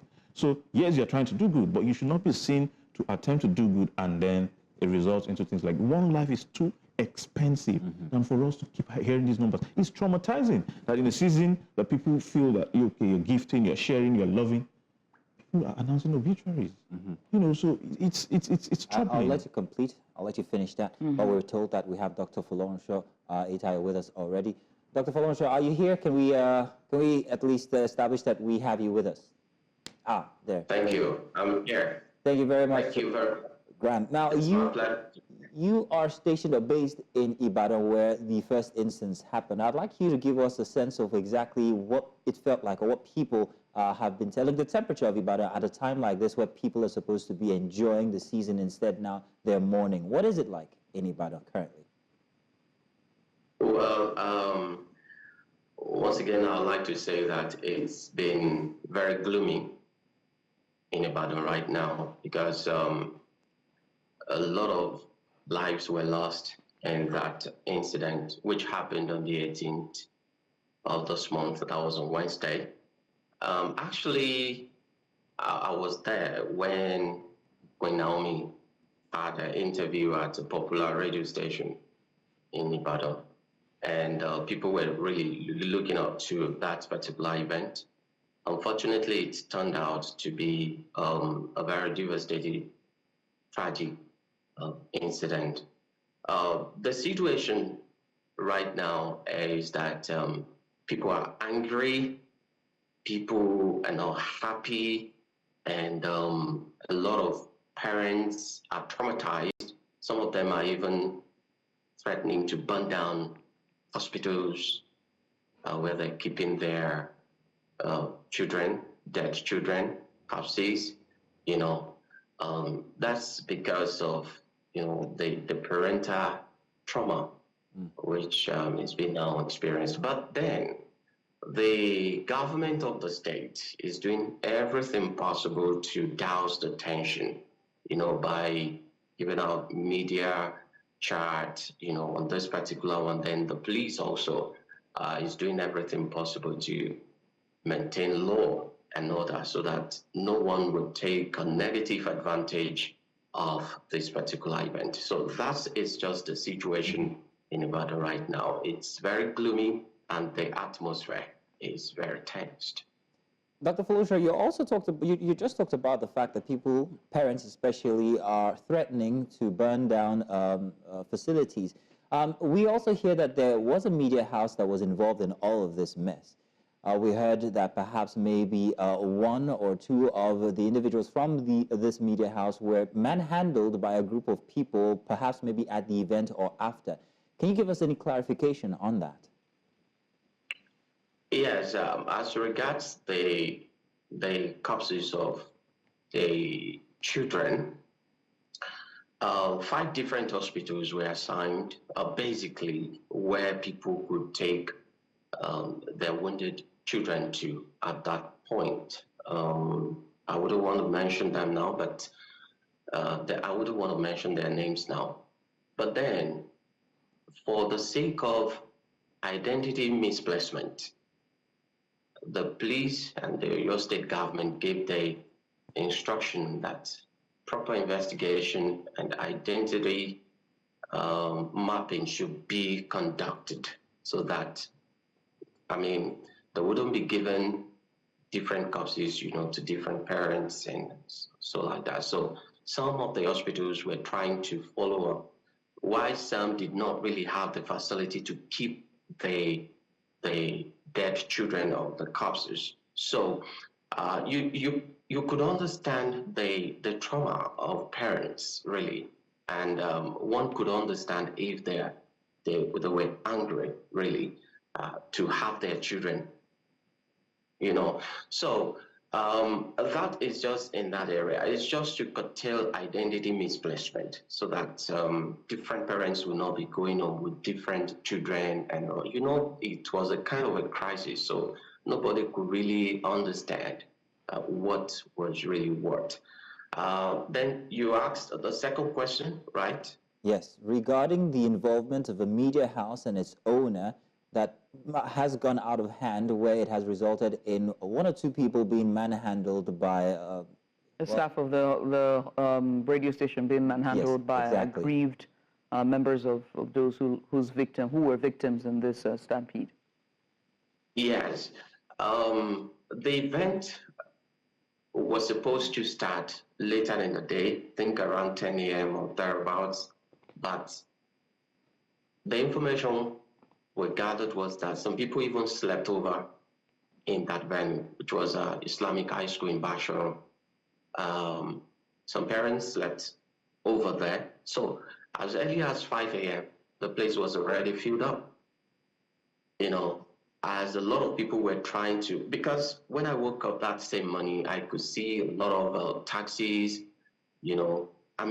people were rushing. So I was just wondering what was actually going on. But then eventually we could understand that they were heading for Bashar to attend that. The organizers actually promised 5,000 naira to each child, and they were actually expecting like 5,000 children. But we could understand that before 4 a.m. on that fateful day, the whole place was filled up already. Parents, adults, even adults were not really invited, but adults were present. And by 5 a.m. and 5:30 a.m., the radio station in question now had deployed media sensitizations, telling people that they should not go to that place again because the place was filled up and all that. But our people, nobody was listening to such an advice again. So everybody was heading towards that place. I had a particular person very close to me who went with 2 children, and she said that by the time she got there around 6 a.m., the whole place was already filled up and people were struggling, to get into the compound of that particular school. So the part of the organizers from that radio station came around, really. But then with the stampede, they couldn't do much because at the point they had to fling the gate of the school open so that people could come in. And that was where the stampede started from. As people were rushing in and, at the point they said they were going to cancel the whole event. But I want us to realize that this event was Ibadan edition was not the first. Because I still remember this was conducted in Ondo State, in Ogun State. The Ondo State edition was last year at Ileoluchi. But then maybe it was well organized. But this one, okay, let me give you an example from how the whole thing could be. That particular radio station is a popular radio station in Ibadan. And its audience as the masses, the market women, not really the elites as such, but then, and we have majority of the people in this category. So some of their representatives were really manhandled. I have to attest to that. In fact, some of them were beaten by angry parents. Okay. Yes, they were beaten, and they were beaten with their teeth and all those things. They were attacked, really. That's very, very poor. Dr. Falonsha, I've raised this conversation with you, Ms. Now saying that, that oftentimes when you're a volunteer at an event like that, you are stuck between, the deep blue sea or the devil, which is how many persons can I turn back, and my aim here is to help people. And there are people who would come to you with the most harrowing, sad, depressing story, and you have to pick and choose who to help. and time again, these are the situations that one finds himself. If they had shut down, like you said, they were stuck between opening the gate to help everybody, because how do you turn back that entire crowd that are there? So it's completely hard, and our heart goes out to the families of those who lost the 35 children. I mean, I'm wearing black. Mazino has a touch of black, as well as Abdul Latif. From here in the studio here at News Central Television, our heart goes out to the victims, and also to the organizers and everyone here. It came from a good place, and it just melted into tragedy. I mean, Dr. Folosho, I must say thank you so much for taking out the time today to discuss with us. Abdul Latif, as always, you are sublime. Thank you for your insight as well. But unfortunately, we have to wrap this discussion. Coming up next is Focus Africa right here on Breakfast Extra. Stay with us.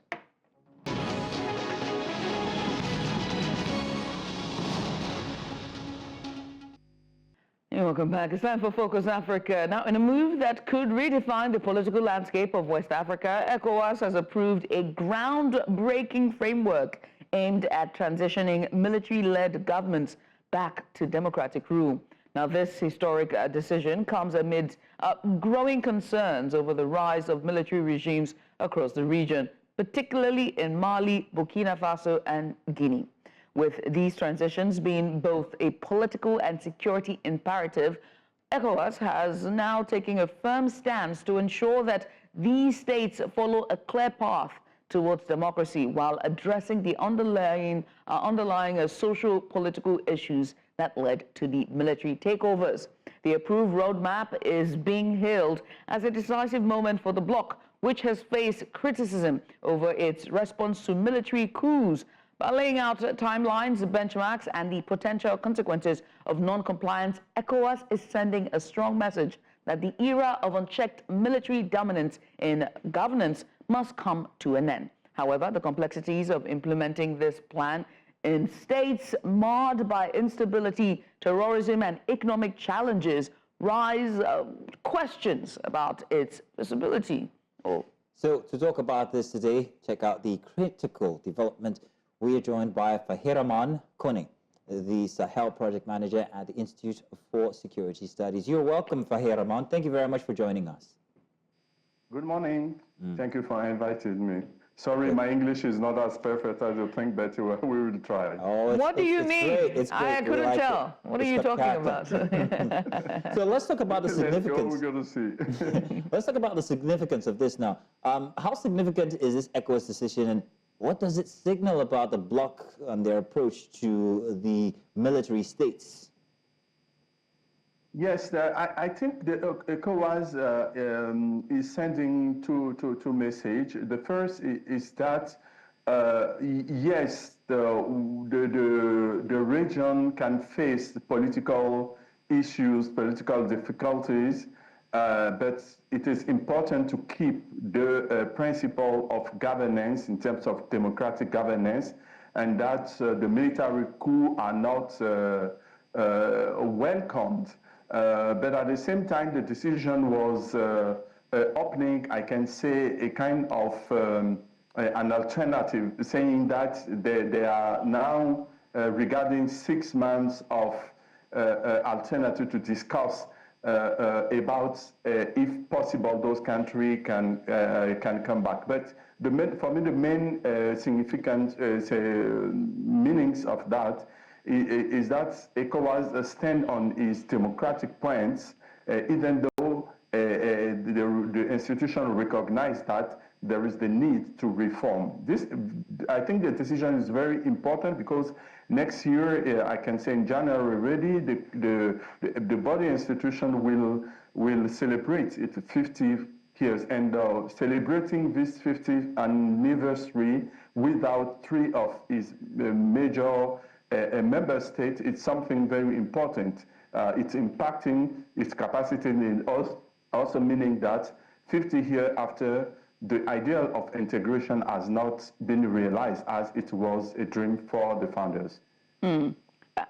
Kone, I have to ask about, just the ECOWAS and how they have laid a clear path for this military states to redirect themselves back to a democratic state. Do you think that they would adhere to the ECOWAS's roadmap? Sorry, shall come again?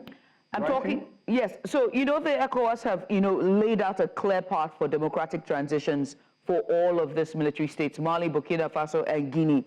Do you see these military states adhering to ECOWAS's rule? Would they follow through on this roadmap, or would they just stay completely different? No, they are clearly mentioned that they don't want to come back again. And I'm not sure that there is much for ECOWAS to do with what is happening. But it's still, there is also, we are in a political arena, and all the things can happen before the end of the 6 months. But they are clearly mentioned that they don't want to come back again. And when we see the trends in those countries, there is no clear signs that they will come back. Okay, so noting that you have just said that they don't seem like they want to come back, how will this affect relationship between them and the rest of the ECOWAS countries? How will this especially affect security? Yeah, those countries of Sahel region are very important for the whole regional stability. Sahel is, when you see Sahel in the world, is a geostrategic location which is very important between Europe and also sub-African countries. And it's also the access, I can say, a corridor when you are going through the east parts of the countries, of the continent. Is also a corridor which is very in terms of security, geostrategic security. It's at the middle of struggle of, I can say, the big powers. But at the same time, since 10 years, we have seen that the region is subject to jihadist insurrection. So this point is very important for all the region. And if those 3 countries are extracted for the Sahel, it's going to be it can impact also the security littoral countries. So it's very important because if the ECOWAS cannot, I can say, at least have a kind of dialogue with those countries, even if they are out, how to manage these security situations, also this economic situation, it can impact all the region. Mm-hmm. And let's talk about ECOWAS for a second, right? We sat back and we saw how, Guinea played out, and how Mali played out, and how Burkina Faso played out. And many critics have said that the ECOWAS itself is slow to react, and it's very slow to act as well. What do you make of this criticism in this case of Mali, Burkina Faso, and Guinea? Were they slow in acting or stepping in? Yeah, it is true that the diagnosis is a good one. Everybody has identified that there was a kind of, I can say, slow way of acting. But, it's the question of anticipating those crises. The mechanism for ECOWAS to anticipate those crises are still there, but the implementation of those rules are not all the time well done. So the main problem is the problem of reacting. But at the same time, we can blame ECOWAS, but also we can blame also the state themselves, because ECOWAS, the addition of many countries, are not itself like an independent body. It depends also of the countries. Those countries have never do little to comply the rules that have been put in place by ECOWAS. And a third point is that when there was security crisis in those Sahelian countries, even ECOWAS has done its best to mobilize all the member states for military intervention. No member state have put, I can say, the hand in the pocket to put money on the table for those security intervention. So it's not only we should not only blame ECOWAS itself in its way of operating, but also the member states in their political will to really make this regional body as an instrument for integration, development, and economic development for the region. Fahir Ramon, there is still a query out for ECOWAS, and that query regarding what we're still talking about here, their reaction or their actions. The query is that ECOWAS sits back and waits for things to get out of hand. In these cases, military rule has ensued since perhaps maybe the corruption in the country got a bit too much, or the economy got too bad, or insecurity, terrorism, for instance. Is it not fair to ask that ECOWAS perhaps have a means of interfering before it gets to such a case as a military coup? Oh, yes. Yeah, it is true that the anticipatory, I don't know if it's the word in English, but That's a good word, yes. Yes, having this anticipative approach is the best. And we know that the roots of those recurrent instability coups are linked to the socio-economic governance failures. That's the civilian elites, but also both the military, by the way. Those three countries are not at the first coup. Burkina Faso, we can say, is 98th coup, and Mali the 5, and the Niger almost the 6. Militaries are always been also governance in this country. They have failed to tackle the deep socio-economic roots that are at the beginning of those instabilities. And ECOWAS has also not anticipated in terms of creating mechanisms that put pressure on civilian elites to deal with corruption, with, I can say, basic social needs. So I think we must also blame, yes, the ECOWAS on its very slow way of reacting, of inefficiencies, of putting pressure on civilian regime, not to, for example, to manipulate constitution, but to deal with socio-economic challenges. But at the same time, the government themselves, the military, who are also a part of this governance since long time in those countries, have also their responsibilities in what is happening there. You're right. I mean, let me ask you, right? You are the Sahel project manager for Institute of, just to get it correctly here, the Institute of Security Studies, ISS. And so I have to talk about the role of China and Russia and its influence on the Sahel as well, and how this will play for a possible democratic transition that ECOWAS is proposing, and just the military state that we see in Mali, Burkina Faso, and Guinea. Your take? Yes, the current multipolarity of the world is one of the reasons for the awakening of ECOWAS mechanism to successfully, I can say, deal with the military transition. Now the military regime, they have many alternatives of, not respecting the rules that have been imposed by the regional body, and they have, so I can say, support by also raising global power that are contesting the actual order of the world. So it's something which is, I can say, a reality that we should deal with. And I think it's not, for me, a constraint, it's rather an opportunity for ECOWAS to take advantage of this multipolarity and also fix his way of dealing with those political challenges. There is, I can say, nothing is actually against the way that ECOWAS go and discuss with Russia, with China, about how to deal in the process of mediation, for example, with those three countries. ECOWAS could also talk with Russia, with Putin, to see how we can deal with those challenges, security challenges in the region, but in the interest of the West Africa region, not the interest of pro-Westerners or pro-Russian. We need to focus on our own security, development, economic challenges for our own strategic interests, not in the interest of other global powers.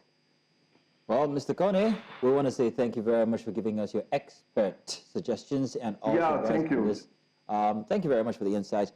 They've been crucial in this conversation. Thank you. And please do not go around telling people that you're not proficient in English, because you are A+, all right? And besides, English is not our language. It's all a borrowed language. Thank you very much, Fahir Ramon. Okay, Merry Christmas. Same to you. Merry Christmas, my friend. Thank you indeed. Now let's move on. We are talking perspectives as we look at the hardships inside of the season. Oh, yes, indeed. As we approach the end of the year, the effects of inflation have cast a long shadow over Nigeria's festive season, reshaping how Nigerians are celebrating the holidays. And so in today's perspective, we examine the tough reality of Christmas in these hard times, where the usual merriment is overshadowed by soaring prices and economic strain. As families navigate the challenges of affording gifts, meals, and even travel, we take a closer look at how inflation is altering holiday traditions, whether or not our brothers and sisters from the southeast will be traveling to... It's too late already. It's too late. Anyway, already. let's see the package just rolling for you. We went out to the streets, we spoke to Lagosians, and here's what they had to say. Take a look. This year, markets no too move, no day at all. Because last year, markets moved past this year. Last year, some people, they buy like 5 pins, 6 pins. Some people have half bag. But this Christmas, for where the person will get money and go buy whether 1 pint, half. Even some, they come here, come beg for gari, for money. People just the hustle, sha, because market, they move. That last year, I better pass this. Before I start here, I dey sell pint of gari 350. But now, as it be, the thing we I buy for market, it depends how I buy market. Today now, I'm selling gari 1 pint 27, 26. Last month, sha, we set 1 pint 2002, 2001. Thank God, sha, because I did live. So I'm still happy. As I did, I know the hospital, I know the police station. I still thank God. See, I did live. So I'm celebrating the Christmas. I still thank God for my life. Kasuwa yana da rangwame gaskiya ba irin koshe ba kamar da ba gaskiya. Sai doya 10. Yanzu gaskiya ya yi kokari ya sai doya 3 2 saboda abubuwa komai ya yi tsada ne. A yanzu gaskiya muna sai da doya guda 10,000, 8,000, 7,500 akwai. Karami kuma wanda ya mutum biyu za su canye shine na 5,000. Da 10,000 ai za ka yi buhun doya sai kaya da kyar ka kai gida. Amma yanzu doyan 10,000 guda 1 za a baka babban doya. Ya kasuwa sai maleja ga ba kasuwa. So inda sai ka yi ni ma ka wuni ka kwambaye wacce ka sai da doya 2. Me ka ci mi ka aje sai ka so doya ta yi sati 2 baka sayar ba. To ina magana riba me ka ci mi ka aje mi kai hidimar gidanka. Kaga abubuwa ya hankali. Ba kamar da ba gaskiya abubuwan kasuwa yanzu komai ya canza saboda tsadar rayuwa ya yi yawa. For sure, I will be doing the regular celebration. And in terms of the market, I'm a sales rep anyway. I can see the market is moving. Even me too. I do distribution. They call me for supply. At times, I don't even have some of the products because they are rushing them. So I believe the market is moving well. And this Christmas, I believe people think there's no money, but I see people buying things a lot. So I believe it will be a nice celebration this time around. For sure, I'll be buying and I will celebrate. I'm a Christian, so for sure, I will celebrate. I will buy. I will celebrate. This time there's no market like before because like this when Christmas is coming, we know how we used to sell, but this year it does not even look like Christmas is coming. Sure, you understand? So the thing is that maybe it's because of something is too expensive. So that is why people are not coming out to buy something like that. Because by this time last year, we know what we have sell. But this time, there's nothing like that at all. Everywhere is dry, as you can see. Like this, I'm not going no more because there's no money. I'm not going to see any of my family because there's no money. Even transport itself is too much to go. So I'd rather stay and celebrate myself, call them, celebrate with them on phone. So that's it. Ina zuwa na yanayi, kasan abubuwan sun canza yanzu. Yanayi ne yanzu ana yanayin tsadan rayuwa. Kaya ya tsada yanzu nan. Mu da su duka ana manage kawai da mai saye da yanzu nan kawai. Sai dai Allah ya kyauta. Saiwa yau ma na sayo 270. Buhu daya. Ma sai da wannan 2,000, wannan 500, wannan 1,000. wayancan muna sai da su kaga wannan 15 muna iya sai da 13 haka da wannan duk gasu wannan sai da 6,000 haka duk za mu iya sai da aje. It makes you wonder how many other persons are also reshaping their holiday tradition because of inflation. Yes, it is indeed. sad, it's depressing, but also our reality. It is indeed reality at the time. Well, this is where we draw the curtains and call it bye for us, but not before we do something special for someone. Oh, who? Yeah, yes, indeed. It is none other than Machi. Mr. Machi Olunola. Machi Olunola is our producer here at News Central Television. It's his birthday today, and normally we wouldn't be doing this, but this is us giving him a big shout out from everyone at the team. You can be a handful, let's not take it away, but all the same, it's your special day, and your efforts and all the hard work did not go unnoticed. You are a loved father, a loved husband, a loved friend, and a beloved team member. We absolutely love you, and we wish you a very, very happy birthday. Please don't hug me after this. Yeah, congratulations, Matthew. Happy birthday, Matthew. I'm going to be giving you a gift, and it's a pair of clear high heel shoes. Now, let's talk about something very interesting to end the show today. And on our takeout today, a moment of pure political charm. And this is as the president, well, in a moment that could have been considered a mistake, chose that moment to exhibit how charming he is and how he has come so far when it comes to playing the political flute. As he presented the appropriation bill to the 10th National Assembly, where he mistakenly referred to them as the 11th. We'll take a look and see how he got himself out of this situation. But however, this is where we draw the curtain for today. Oh, yes, indeed. And before, be with us as well, but we know we're not going to be with you for Christmas until after Christmas, so this is from us. We wish you a very Merry Christmas and a Happy New Year. Indeed. Or rather, just a Merry Christmas. Wait till New Year. Bye now. Bye-bye. Happy birthday, Matthew.